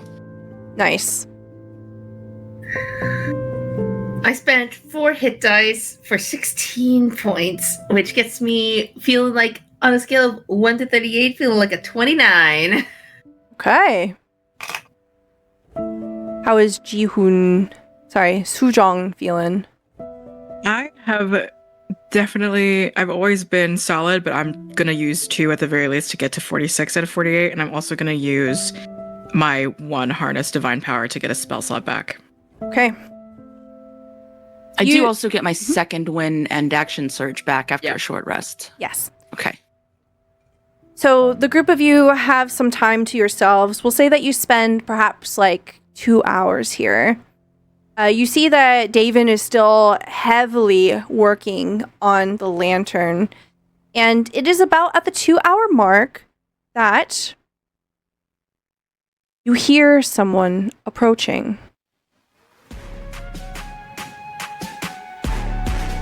You see a group of people beginning to approach. At their forefront is a gruff-looking human. She has her hair in a number of braids tied back, startling red hair, and it kind of comes down in multiple braids. She has a presence about her. You get the sense that whatever this group of people are, she's their leader. She steps up. There's something rough around the edges, a sort of toughness that is very rarely seen in Lumenica. Can I get insight checks from all of you? Of course. Yippee! Ooh. No. Yeah, literally. Yippee, never mind. No pee. That is a 5 for Yoonhee. a 12 for Jihoon, and a 13 for Sujong. Okay. Can I enhance ability retroactively? Sure. Lord and Savior. Yes, of course. Go for it. You need it. Okay. I think she's like so nice. She's like super friendly. 16. 16. Okay. Sujong, you can tell that these people are likely people who live outside the law. They're probably bandits or something to that effect. As you look at them, though, closer, that initial gut feeling of, oh, these like rough and tumble individuals, maybe they're not here to cause trouble. Their approach is slow, and you are able to kind of read between the lines of they want to talk. I was just going to say also, is it possible Sujong was a charlatan before she became into the lines of the luminaries and became like a beautiful idol and things like that? Is anything I think specifically familiar, like would I maybe even not get anything extra from the insight, but like just anything familiar out of especially the big buff beautiful hot lady? Oh yeah, absolutely. In fact, let's rewind a little bit. Okay. You know about the people that live in the Shatterways. Maybe you're even from here. Yeah. You know that the people who live here are sometimes forced to raid, sometimes forced to exact violence or unsavory means to supply themselves, to survive. The people of the Shatterways are often downtrodden, and they're not able to live up to the means for a comfortable life. You're able to determine that this person, though you don't recognize them by name, face, anything like that, you've never met them before, they have an air of authority. This is probably someone who gets things done. The tough things. She comes up and she says, well, what do we have here? We're Mix Up Idol Group. We're trying to investigate the source of that tremor that went through the land just a little while ago, and then we were attacked by a swarm of creatures and crashed. We watched the whole thing. And she'll kind of look over to you, Sujong, and say, good swing. Hurts a little. I think Sujong.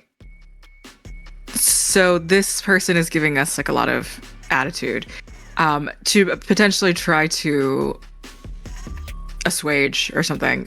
Just kind of, in whatever ways of body language. Just kind of steps up as not necessarily authoritative. We heard about this place's relation to the thing that's been happening, the things that have been happening to the people, and I can only imagine it's been affecting all of you here way before it's been hitting the city. Wait. Dan's in chat with potential. Oh, wait, I gotta look at this. I haven't seen this either. Hold on. Oh my god. Hello? Okay, I was right about the red hair. Hell yeah. So I say it differently, and I just start drooling. So, like, is there any way that you should, oh, hey. Bats eyelashes. And he just like sprinkles a little bit of glitter into Sujong's hair as they're talking. Sorry. Acting. Okay. You see this person say, oh, really? I've been trying to get an audience with Lumenica for months now. They keep treating us like the unpleasant neighbor that's best ignored. I'm just trying to keep people safe. Are you the answer? Are you finally here to help? We were here to investigate, but I definitely think it's our responsibility now to do as much as we can. June picks their jaw up off the floor and steps forward and says, "Yeah, we're here to help." Great. Sounds like maybe I can help you a bit, and you can help me. What's been going on? This person reaches down and offers a hand to Jihoon to get them up off the floor, off the ground. Just like clasp. This person's so muscular. Oh my god. They like pull you up to your feet with no problem whatsoever. She says, "My name is Segog. It's a pleasure to meet you." Pleasure is all ours, I think. Oh my god. Anyway.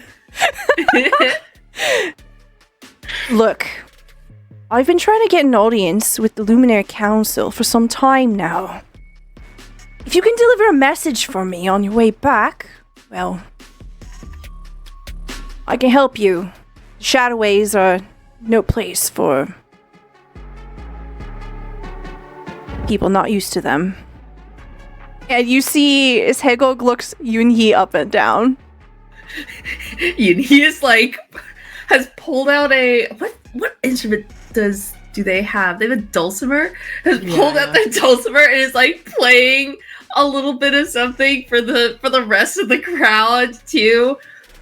They have an entertainer background. They're like singing and like trying to like raise the spirits of people here. Oh, go ahead and roll performance. Yeah, there's like a whole throng of people behind Segog. They're not alone. Okay.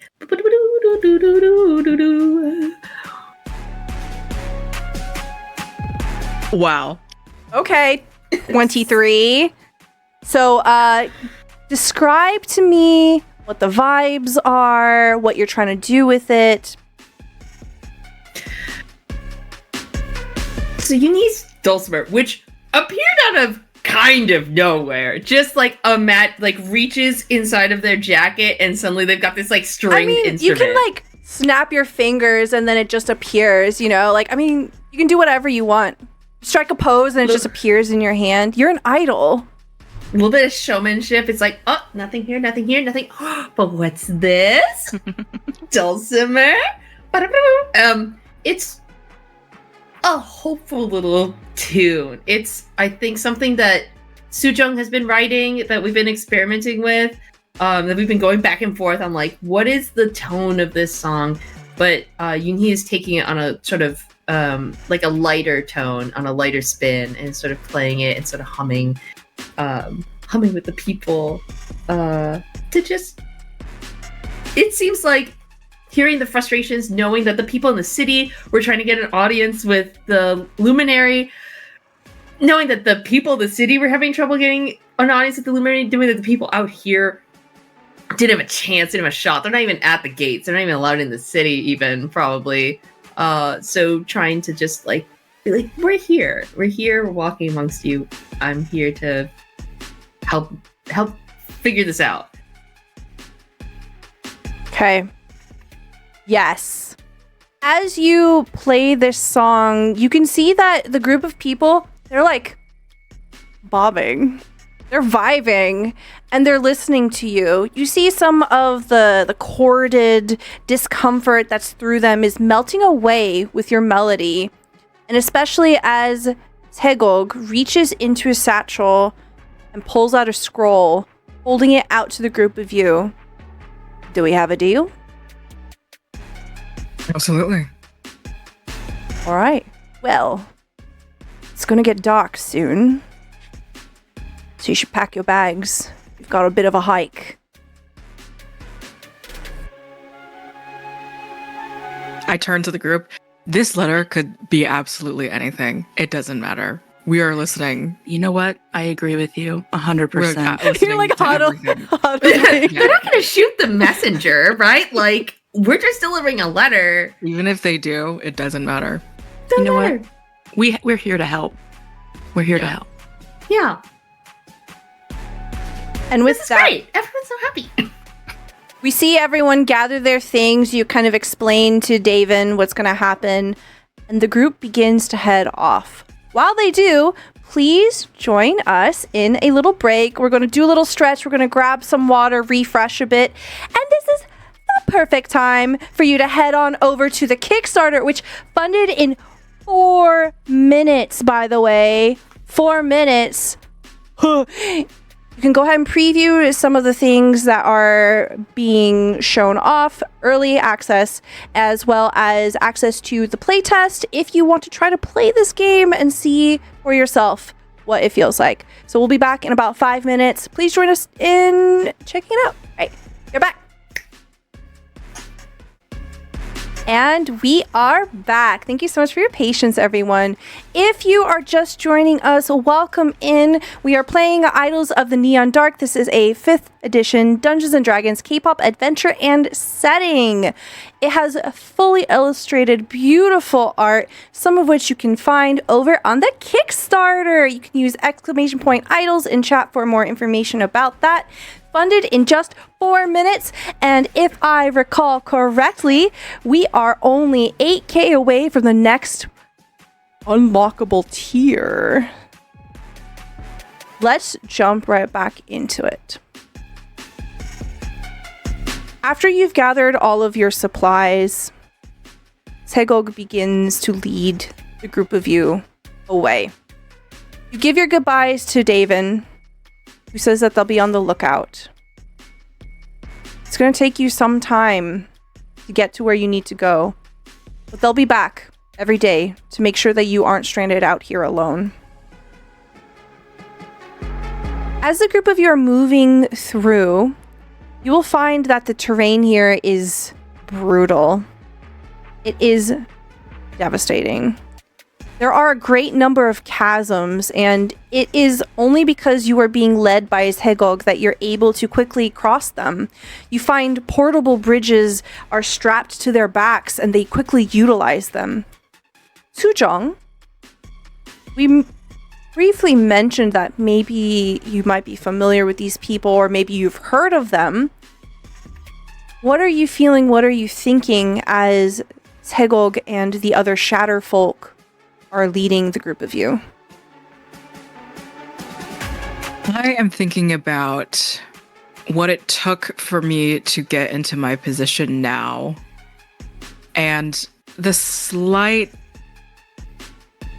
to moderate to exponential amount of conflicting feelings here, which is just like, I have my group, I have my very well established reputation that I have, but like where I came from was stealing people's gigs, stealing people's songs, stealing their musical techniques, stealing what essentially is my personality now. When you suddenly are considered an elite person in this artistic world, in this universe that I center myself so strongly towards, I think about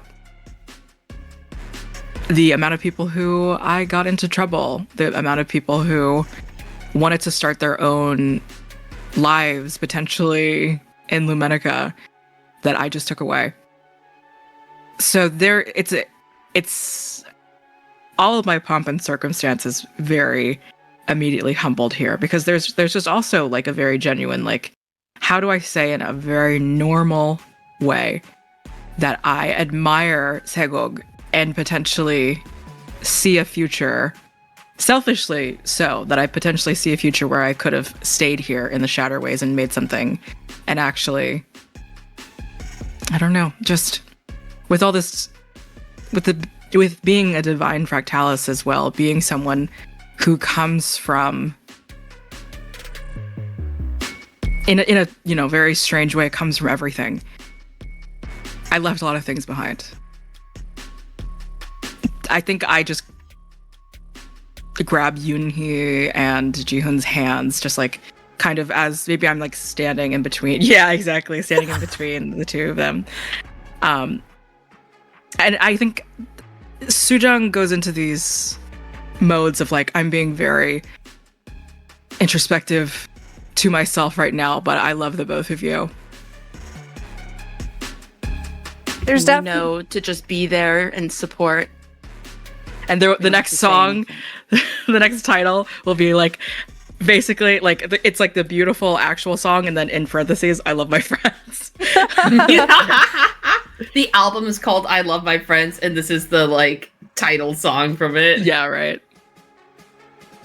There's a way that the dwellers of the Shatterways are moving about, and with such familiarity of the landscape that is just so completely different from Umenica. It is humbling. It is inspiring. You see that they move with such confidence and such care that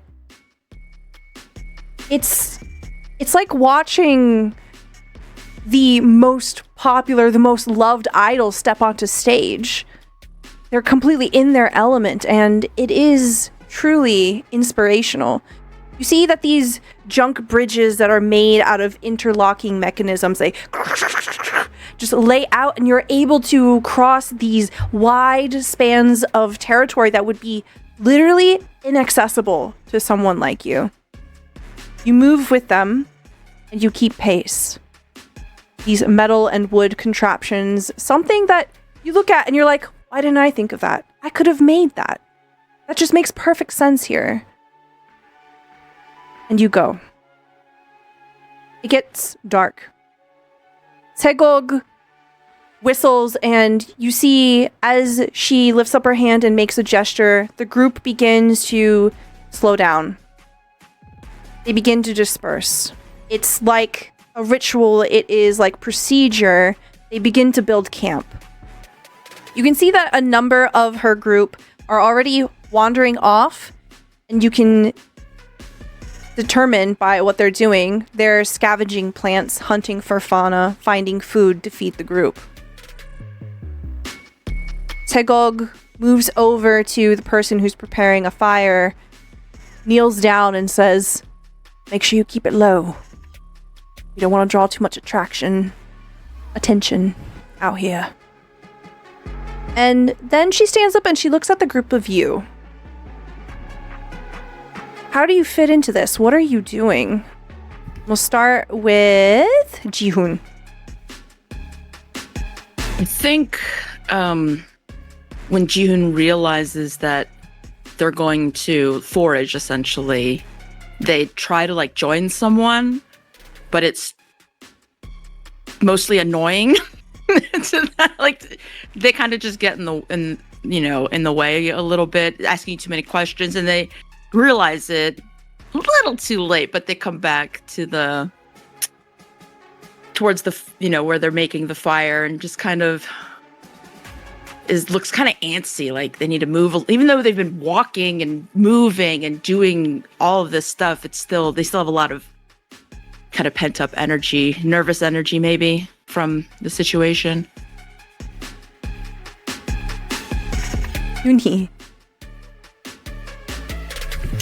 Yoonhee's playing more songs.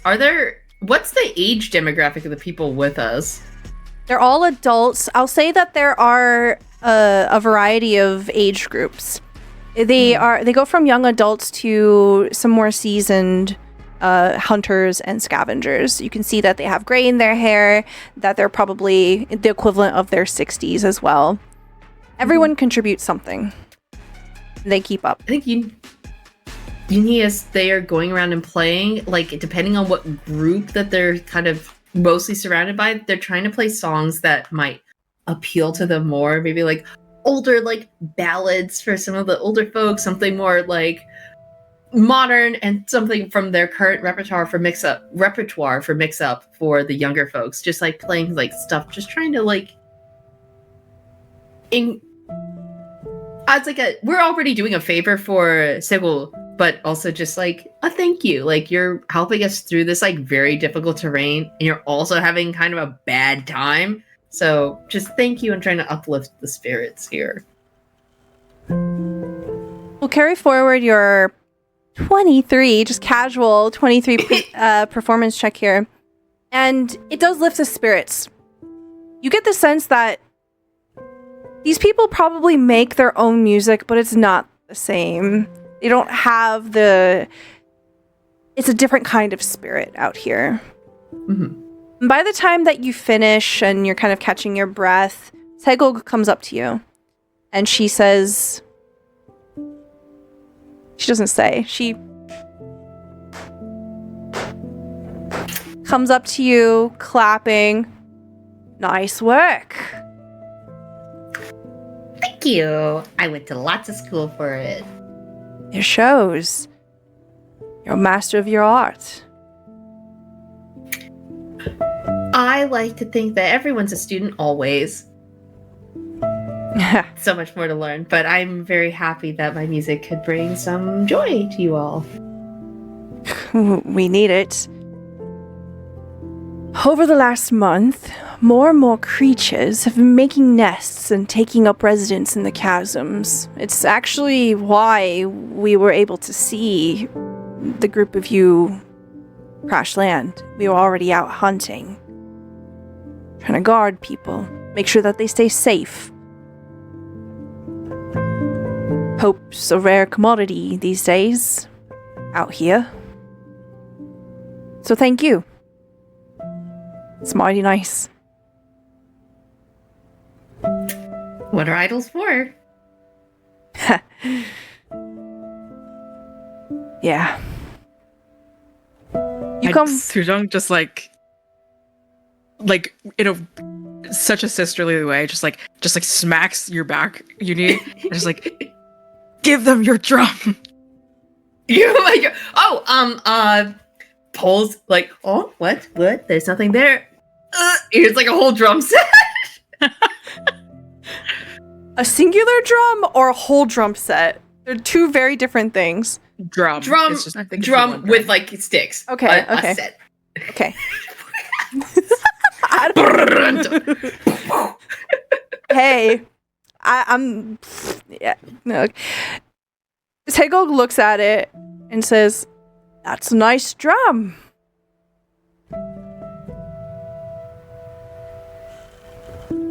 For me? Yours? For me? Mm-hmm. Why? Well, you march to the beat of your own drum, and you can be the hope that everyone needs out here, right? I don't know what to say.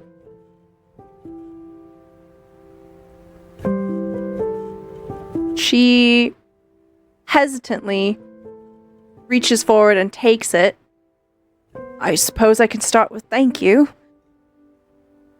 Yeah, maybe we should do like an polls Sujong and Jihan. Maybe we should do an outreach program out here. You know, like We're music absolutely concert. doing that. We're Okay, we're getting cool, people cool. down here. All right, Brilliant. cool. I don't want to promise anything that we're not all agreeing to. Okay, So cool. smart. Well, you could, if you want to learn, when we're done here, we'll come back and do like classes and things, programs. You know, music Yeah. is for everyone. Yeah. So is dancing.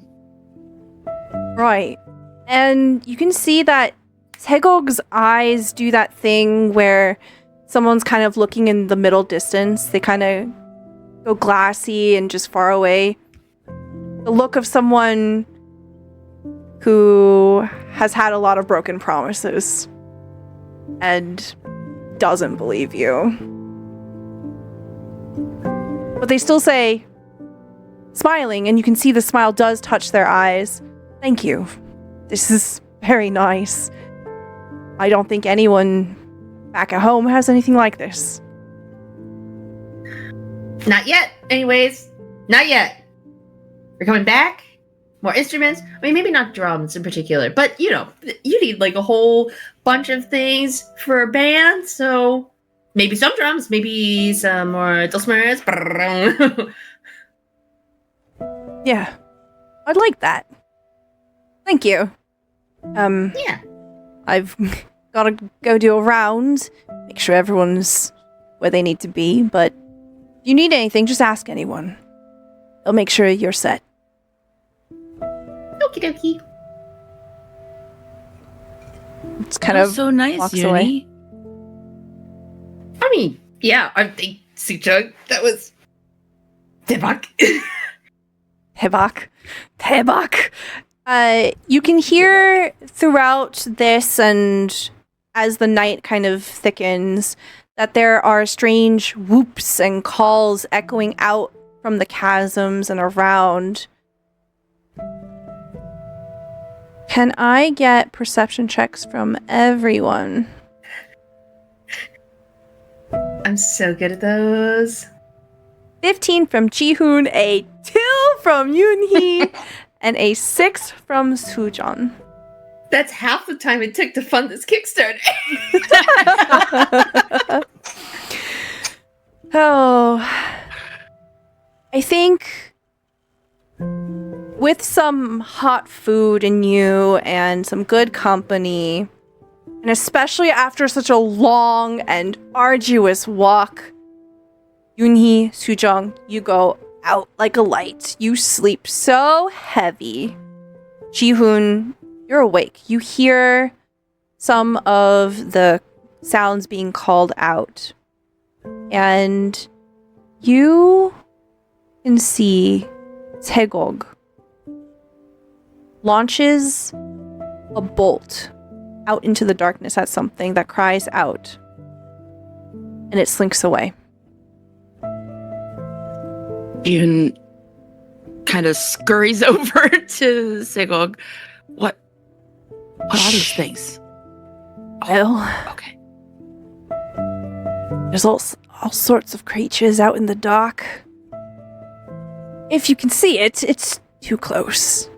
So, just keeping an eye out. It's alright, you can go back to sleep.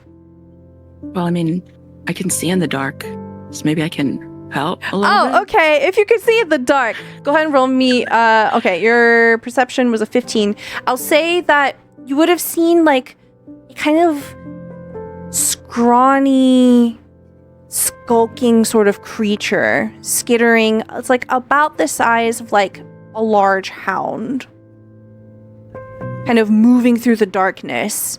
You wouldn't have been able to see its finer details. It's more of a silhouette, as it was moving between like the low brush here. You get like an approximation of the shape. Definitely not a person. Okay. It's all right.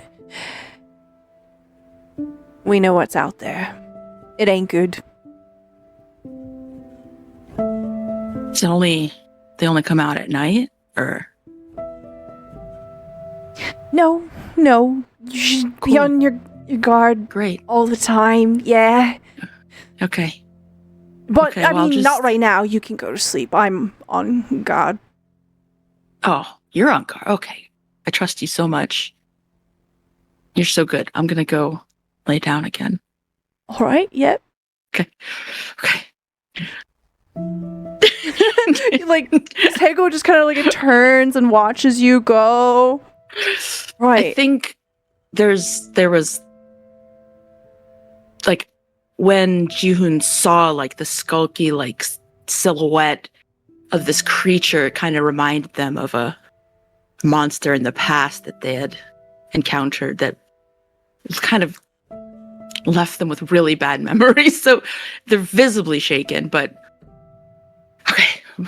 But the truth is they do really trust Sego, so they'll go try to rest. I think maybe like about 5 minutes after you lay down, you can hear footsteps and you hear the sound of something being put down on the ground next to you. And then you hear them leave. And by the time you like roll over to see what it is, you can see Hegog is leaving and has left you like a small tin cup with tea. Something warm and comforting. Okay. It tastes a little bit like dirt because you're like out in the wilderness. But it's so thoughtful. yeah, I drink it. it's still pleasant. The next 2 days are tough.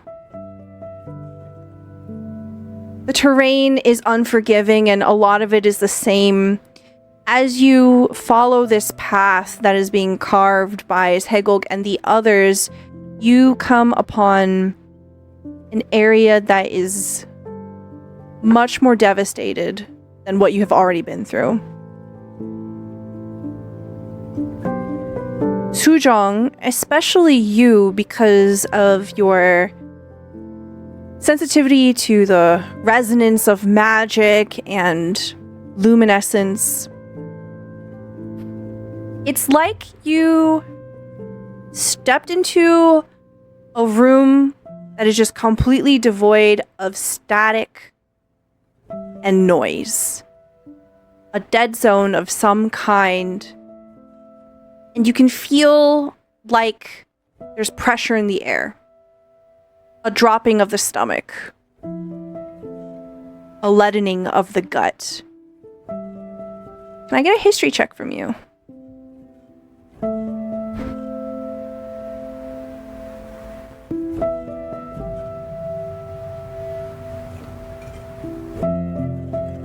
God. I was so excited for that. Well, it's been days, right? Yeah. So you've- we. We had a long rest. Yep. Whoa! Good. Yes. I'm gonna. Yes. We're doing enhanceability, and that's gonna be an 18. Okay. 18. This is a dead zone. And you know, dead zones are seemingly natural occurrences that happen in the luminal wilds. And sometimes they're found in unexpected places. What that means is that this particular area has a complete lack of luminescence. And where many of the species that would grow and thrive in Lumenica simply cannot survive or even grow in these places. Sometimes areas suddenly become dead zones, and anything that is a creature or plant will literally wither or die or flee. You just happen to step into an area that already is one. How do you react to this?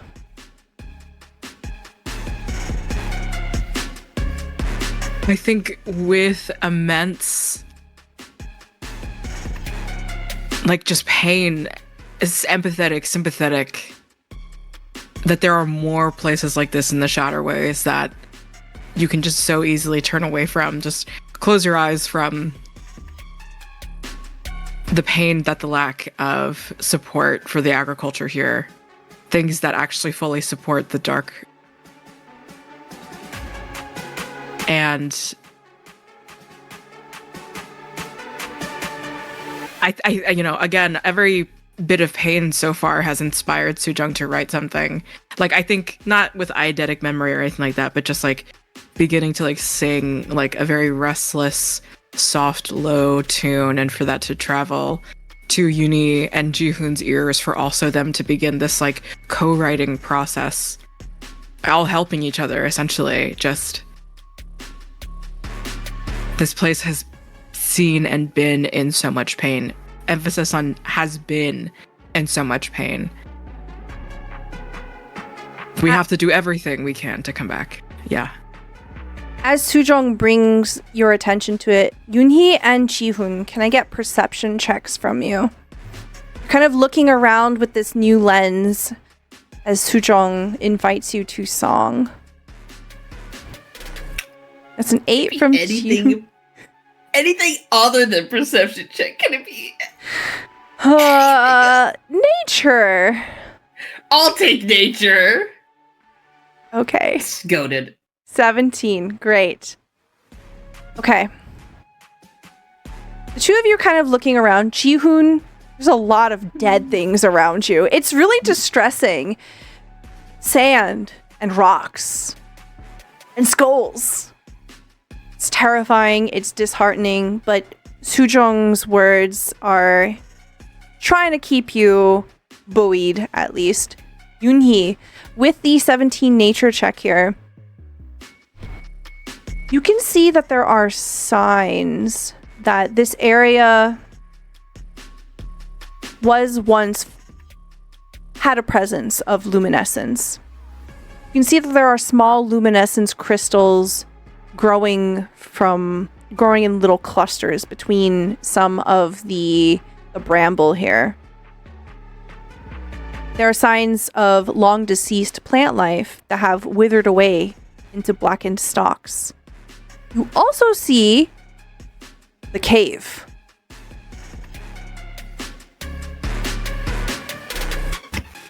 Cave. I see a cave. Oh, we're finally there. Oh, right. This is where you've been trying to get to? Yeah, there's like nothing here though. But the cave, I mean. Well, hold on. And you see Hegel kind of like lifts up a hand and holds the group of you at bay, crouches down, and because all of you have really, really bad rolls, I'm just gonna give this to you. So gracious. God said, you really are hitting bad. Let's give you a boon. You see as Hegel kind of brushes her hands against the mouth of the cave here. There are some signs. Something's been through here. It looks like some skulkers. And she'll kind of turn towards you and say, cavern skulkers are a constant threat to people. They are monstrous, almost insectile creatures that are highly aggressive and quite devastating. Be on your guard.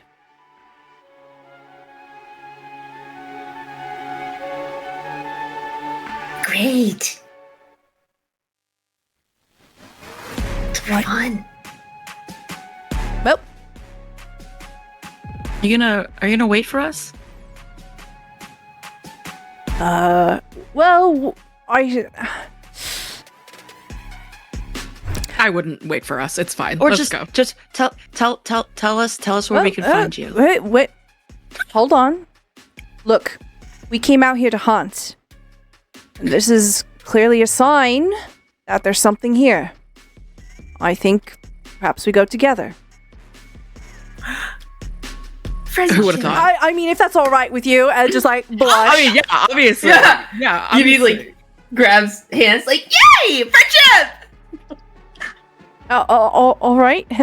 Well, we should keep our voices down. Yay, friendship! A little bit more than friendship. As you begin to enter the cave here, you can see that there are some steep drops. The terrain within the cave is quite hazardous. There is a 15-foot gap that you almost immediately come across, and you see Tegog starts to like limber up a bit, doing stretches, walks back, runs forward and jumps and clears it.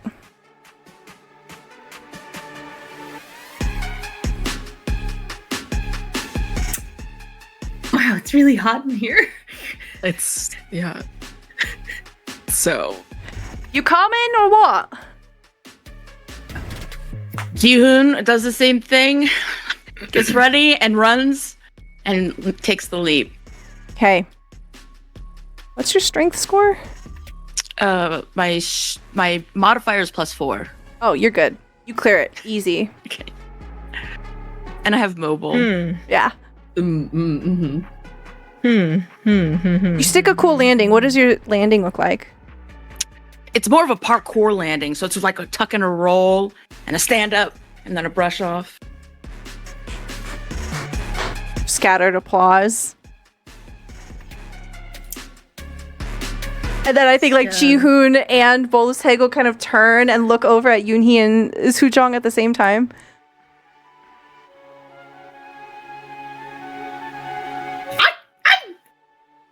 Sujong, you good? Are you gonna be? You're gonna be okay. Jumping right. I hate to use one spell and only one spell. but I think this is a great opportunity to use. Are we able to use dexterity to get across? Like So some kind of acrobatics? I'll open the floor to whatever you want. If you just want to, you can absolutely do that. If you want to like be creative or, I got it. Sujung is I would like to use sleight of hand to make use of the pythons and climbing gear that we have. perfect. Yeah. Okay. You start getting some gear out, and I think what happens here is Hegog kind of picks up what you're putting down. Why? What happened? What'd you roll? You rolled a 1, natural 1 into a 6. How many ones have you rolled? I'm wearing scale mail. For this, I have a shield and a warhammer. for this, if we're using rope and the pythons, can I give a help action? Since Yeah. Okay. I would like to. Segog and Jihoon are on the other side. Yeah, they kind of pick up what you're putting down. No natural 1 for you. It's a 17. Could you imagine if it did another natural 1? I died. Fall into The falling chasm. damage. Bye! Feeding the dead zone. So it takes some considerable effort from both sides, and you're able to make a sort of, not a bridge, an assisting, it's so, Where you're underneath and you're. it's not, Yeah. it is not cool looking at all. It is so undignified, but it is efficient, and you're on the other side.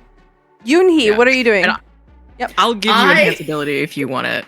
No, it's good. Okay. Just kind of goes, and now for my next trick.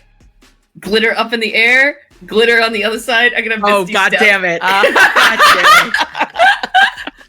I would love to, as if it's okay, as Sujung is like clawing their way across, just be like on the other side, like, oh, Sujung, do you need some help? Like, make it over there. It's like, You made me go through all of that for you to cap off with such a beautiful motion. I love you so much. I hate you at the same time. I love you too. Whoop. Well, we're gonna need that on the way out, so we might as well just leave it. All right, keep your eyes and ears peeled. You can't have gone far. And the group of you begin to move into more of that dead zone. You can see that around you there's evidence of things that used to be alive that are no longer. As we go deeper and deeper into the cave, you begin to feel it affect you. You feel something essential to you being drawn from you. There's a weakness that begins to poison into your body, into your spirit. So mechanically, if you have like magical light, it begins to kind of dim. If you have any magical effects on, basically they're at half effectiveness.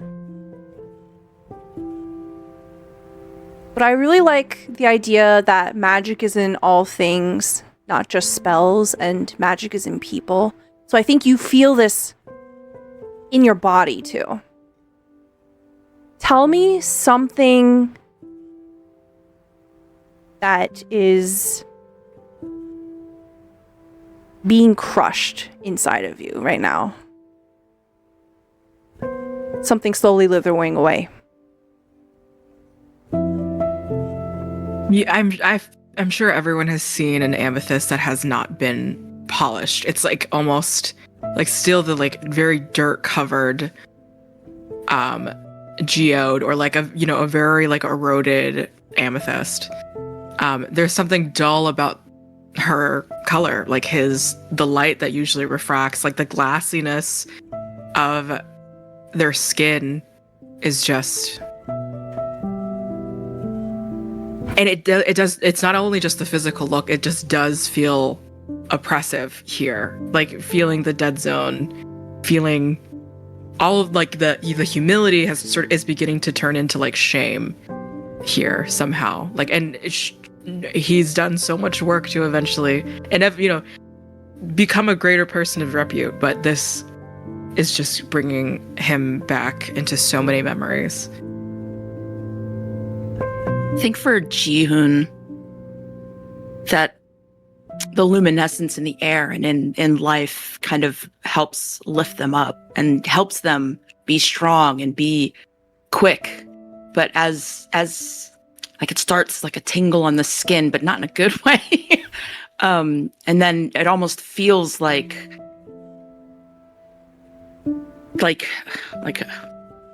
darkness pulling the light out of you.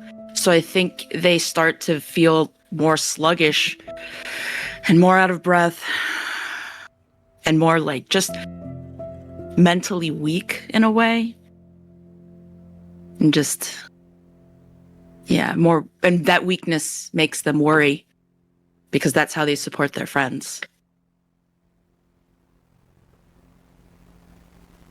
For Yoonhee, I think what goes from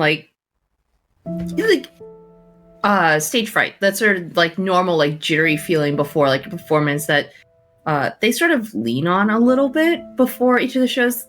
Like that feeling starts going from, okay, like we're just a little nervous before this, to like a building anxiety, a building tension, like carrying a lot more tension in their neck and shoulders than they usually do, like their shoulders going up, instead of like glancing around, their eyes are darting from place to place as it feels like dimmer and darker, and they're seeing less and less, especially as a human with no dark vision, like very reliant on the lights and things that we brought, and having grown up in a city of like magic and light and luminosity, to enter into this place that's not just dark but like oppressively so.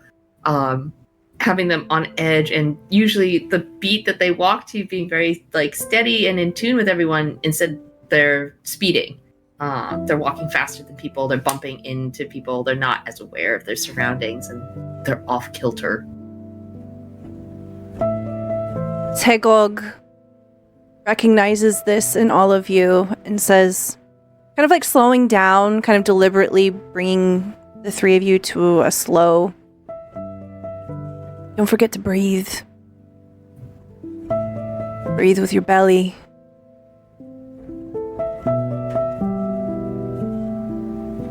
We're not going to stay here long, all right? Let's go. And you continue. A few more minutes pass by, and you traverse what begins to narrow into a tight tunnel. And it is there that you find something slumped over.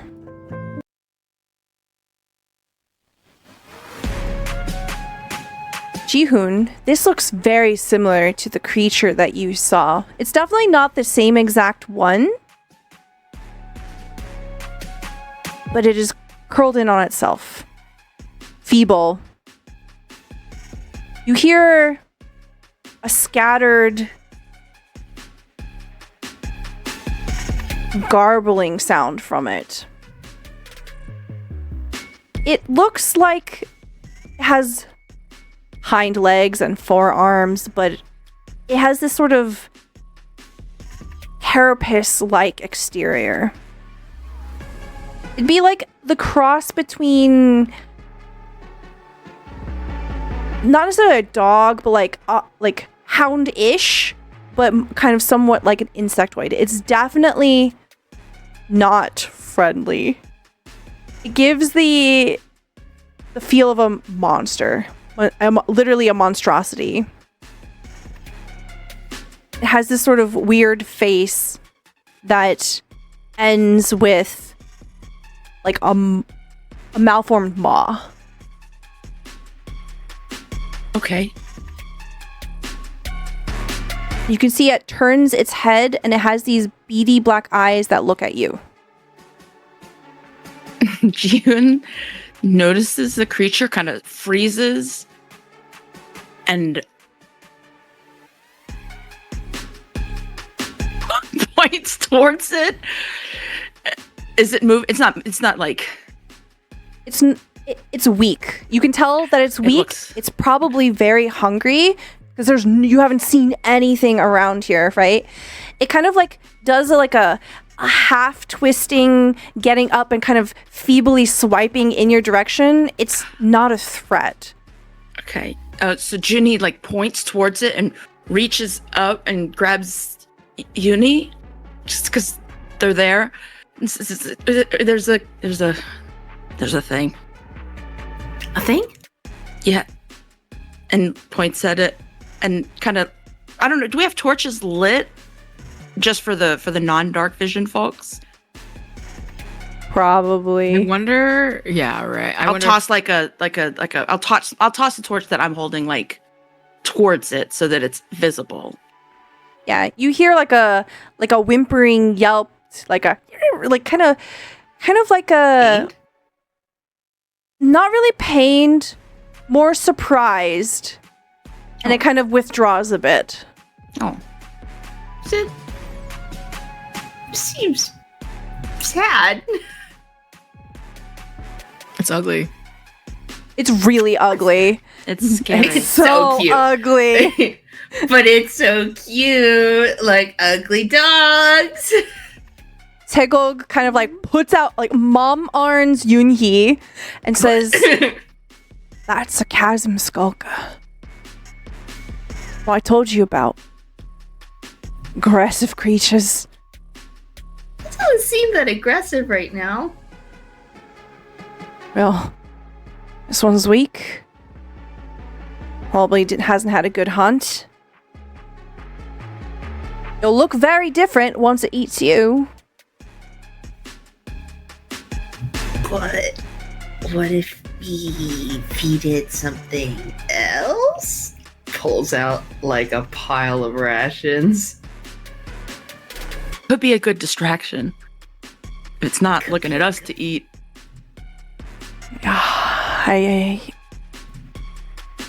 Your cave, your call. like ducks under the arm mom and just sort of, just like whoop, and is already like hop waddle squatting over to the cavern crawler. It's like, it got food. Just will toss a little bit of the cavern skulker first. Just like, huh? Like? I think there's like a very tense moment here as like it's confused, it's scared, it tries to like swipe at you, and it's just like I need an animal handling check from you here. Absolutely. Enhance ability. Out the gate. Can I give the help action? Or I'm just like Yeah. kind of, I'll give the help action by like singing humming a little like a calming tune with no Yeah. magical effect, just like a baby. I just like Take I just Uni's slap lead. Uni's ass, like just like There's no way with I the could spell. use There's a reason. a harmony here. Oh, Could I? Tell me what you want to do. Could I use, because we've had long rests, could I use tutoring harmony to create a harmony between me and Sujong? Because animal handling is a wisdom-based skill. Yeah. So tutoring harmony says, as an action, I can create a harmony between two creatures of my choice. I can see within 30 feet. Until the end of my next turn, each of the creatures may make ability checks using the other's skill value. Nice. Okay, Ooh. huge. Let me show you. I think it's a +3. Okay. Describe to me what Great. this looks like as you set up the harmony. Musical improv. Musical improv. Darby, By pull the out your sea. instrument. No. I'll go get my No, ukulele no, right now. no, No, I don't. I've been thinking. I think I want to lob to you. I guess like maybe No, yeah. we'll say that Uni and Sujung are like coming up with this, but in my mind, I've been like, what is like the Korean word for like grow? And then, or, you know, and like trying to like, you know, patch something together. Nothing works grammatically, but like 성장 is like, I think essentially part of like the verbiage for growing, to cultivate or something along those lines. That could be completely wrong. But also 일어나, which is like get up, stand up. And like this like growing garden agriculture vibe to also political action. So I think maybe between the two of us, there's this like maybe more analytical side of like grow, cultivate, garden, and then Uni's like your softer voice comes in, and it's a bit more. Even though our light is so oppressed in here, there's just a little bit that conjures. And Uni, your words are a bit more like specifically not palatable. The words are a bit more like an older sister figure or like your grandmother, like just telling you to like, it's time to wake up now, it's time to live your life kind of song. And I think we're able to get like the dulcimer here and like the acoustic, and then like just like letting our voices vibrate throughout this room to create this harmony together. Sujong is like, "Ya, 일어나 봐," and then Yuni's like, "애기야, 일어나." I would. This because the chasm skulker used to be a baby with something. Yeah, like a Okay, lullaby. Okay, roll. Yeah. Do the thing. Okay. Plus what 3. is your animal handler? Is it +3? Okay, cool. Yeah. Can I still What's give your roll? advantage? Yeah. Yep. At advantage. Yo. +3. Hell yeah. Oh, thank God for advantage. Oh my That's a God. natural 1. First roll was Gang. Oh my God, thank God. 18. Okay. Oh my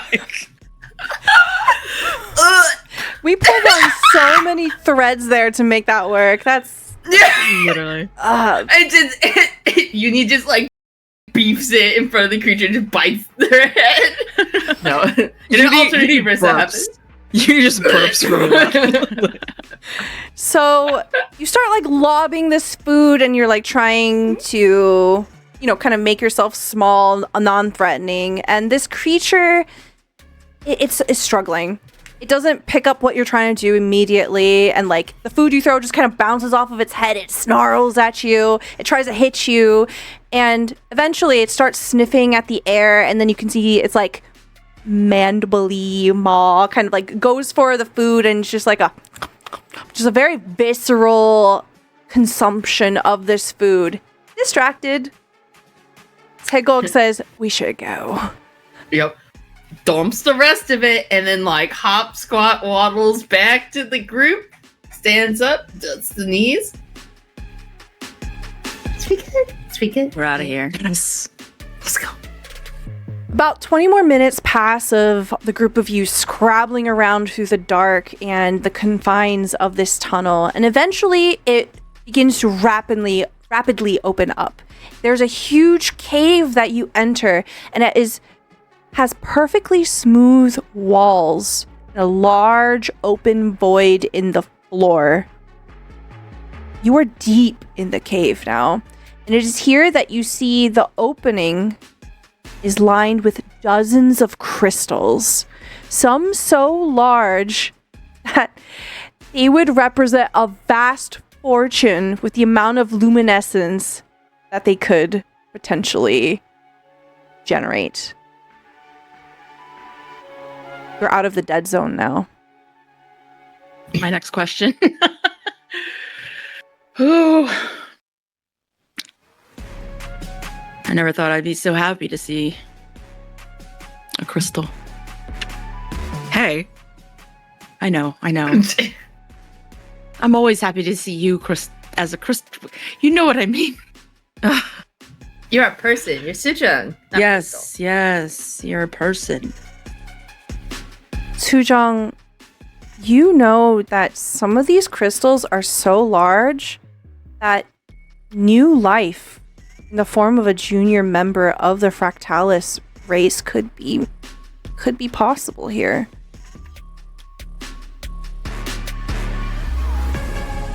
However, as the group of you are looking at it, there's no way that these formed naturally. Is somebody fracking out in the wastelands? The Fractalis homunculi? Sujong, wherever you have stashed it away, you begin to feel a vibration coming from the elemental compass.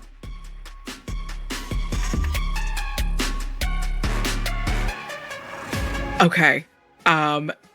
Something's about to happen, folks. I hold on to Jihoon and Sujung and then put Sujung's hand in Segok's hand. Just like... As you produce the elemental compass, you can see that it points directly down into the pit. Oh. Jihoon's gonna carefully go forward to look down into the pit if I can. Why did that start in the middle of the song?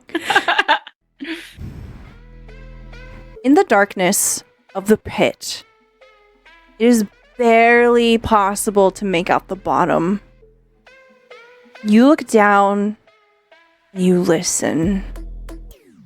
Something is down there.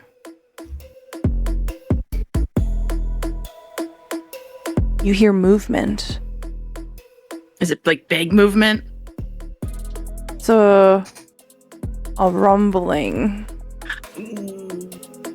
It's hard to see. You might have to throw something down there. You might have to, I don't know, how would Jihoon investigate a large pit? It's more than 60 feet, right? 60 feet deep, right? Yeah. Okay, guess I'm gonna look back at the crew, and I'm just gonna toss my torch down there. Mm-hmm. Yeah. There's a furling of the fire. Are we all looking over the ledge? I think it's just Jihoon. Okay. I'm not. Yuni would. Segok is. Sujung is like, what the fuck? What the? Okay, so as you kind of look down over the edge there, you see that there are thousands of crystals inside of this pit.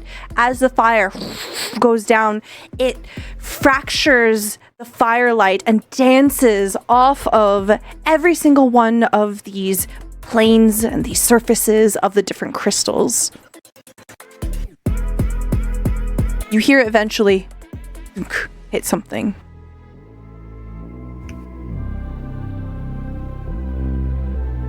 How many seconds down was it? I don't know, Darby. Deep, okay? 120 feet. No, I wouldn't say it's that deep. It's probably closer to like 70, 80. So like just kind of just outside of your periphery. Okay, a couple seconds then. Okay, cool. I think Sujung will look over now.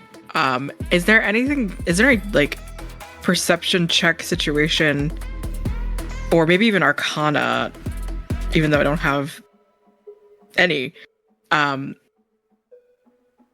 understand like what makes these not real or induced? Or I can just maybe detect magic actually here if there's anything. I'll say you can roll nature or Arcana.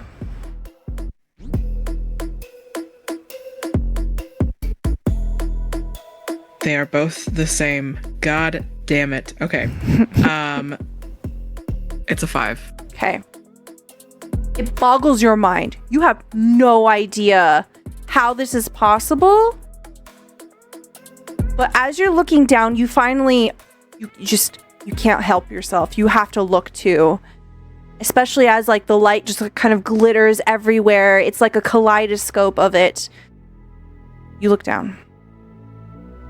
All of you, all at once, begin to hear the sound of silence broken by the shifting of crystals, kind of like grinding against each other. There's a slow, loud beat. The sort that you would hear if you pressed up against the chest of a creature. Oh, like a heartbeat.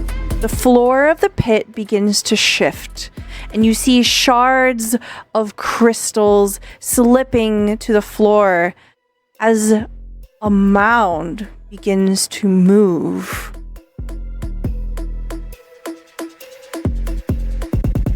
You hear a voice. This voice resonates. It's booming. You might even say it's bellowing through the area. And it says, "Have you come to finish the job, little thieves?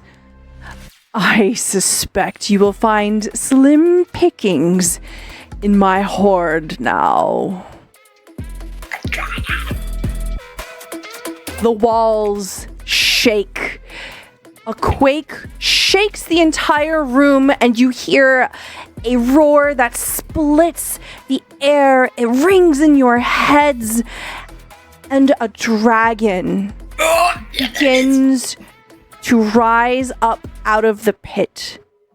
As the drake straightens, you all see a small wormling, faint in its own coloration, wrapped up underneath it.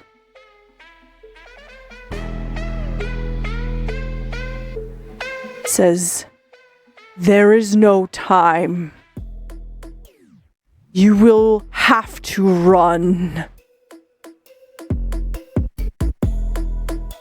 You see rock crashing from the ceiling, and the cave begins to collapse. We gotta go. I'm not. Who am I to deny this dragon what they're saying? Goodbye.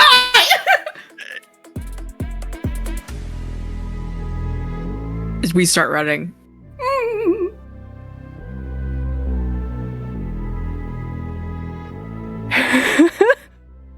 Unless Stella had one more thing to say.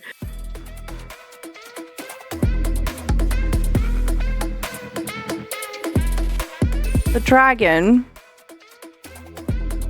puts the wormling into your hands. And that is where we're going to end the session for today. Oh my god! Red light. Wow, What does it mean? Why did it do that? Well, let me tell you, friends, there's only one way you can find out. Only one way. And that is to keep in touch with Idols of the Neon Dark. Follow the Kickstarter. Follow the social media. When the next playtest comes out, you can be running this adventure and you can move on to the next segment. I want to say a huge thank you to everyone that has joined us here tonight. Thank you so much for all of the raids. Thank you so much for helping us promote this game as well as Idols of the Neon Dark. So much love out to the community. This has been an absolute wonderful blast. Please check out the Kickstarter if you haven't already.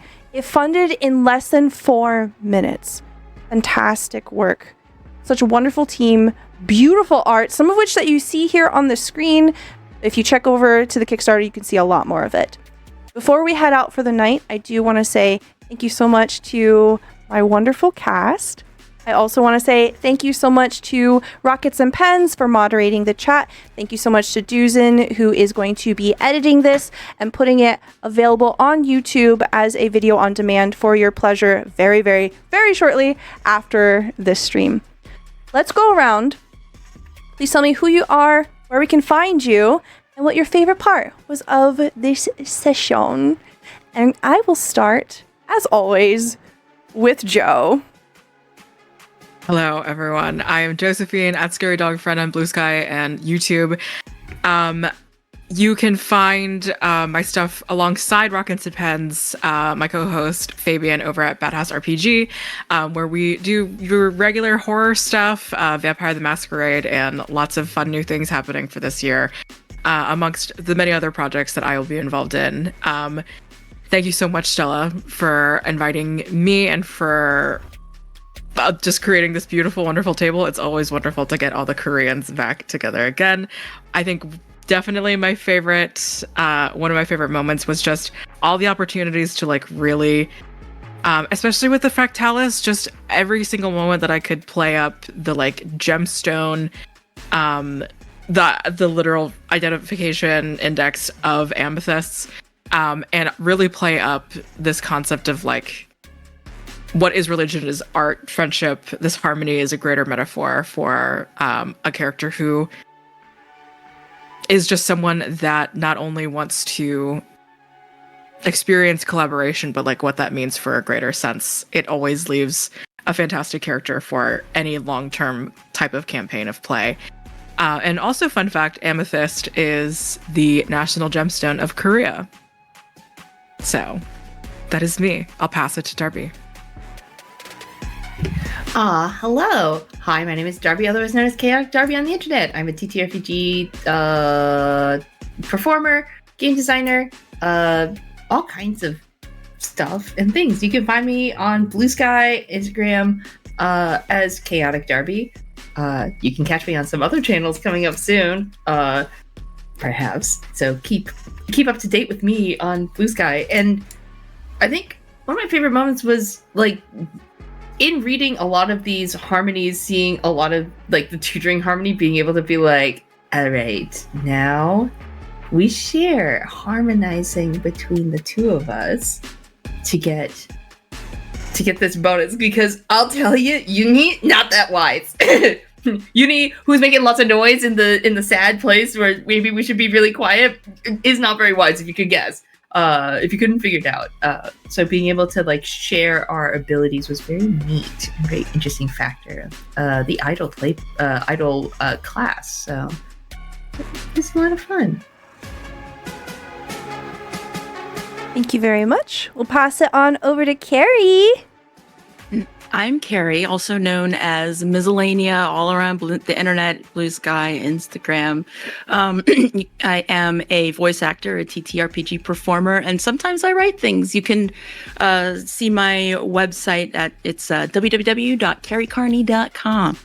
I also have www.miscellanea.com, which is more of a link tree to all kinds of stuff. My favorite moment, honestly, was when we were going through the desolate area and Sujong was going through this very deep and like nuanced and layered reminiscing, but also like just life, just the thought behind it. It was just in the depth of the character being shown in that way I thought was super incredible, and it was very touching in a way. Yeah. Thank you, Stella. Thank you. Thank you so much, my wonderful, beautiful cast, for joining me. Hi. If this is the first time you're meeting me, it is a pleasure to meet you. I'm Stella Luna. You can find me over on Twitch at Stella Luna, everywhere else as Stella Luna TV. I'm a TTRPG performer and producer. I do this full time all the time. So if you want more of this, you can check me over on all the social media, but primarily I use Blue Sky, where you can find me at stellaluna.tv. I do want to say that this has been an absolute pleasure. We are very, very looking forward to seeing what comes next from the Idols of the Neon Dark. Please check out the Kickstarter if you haven't already, and we'll see you next time.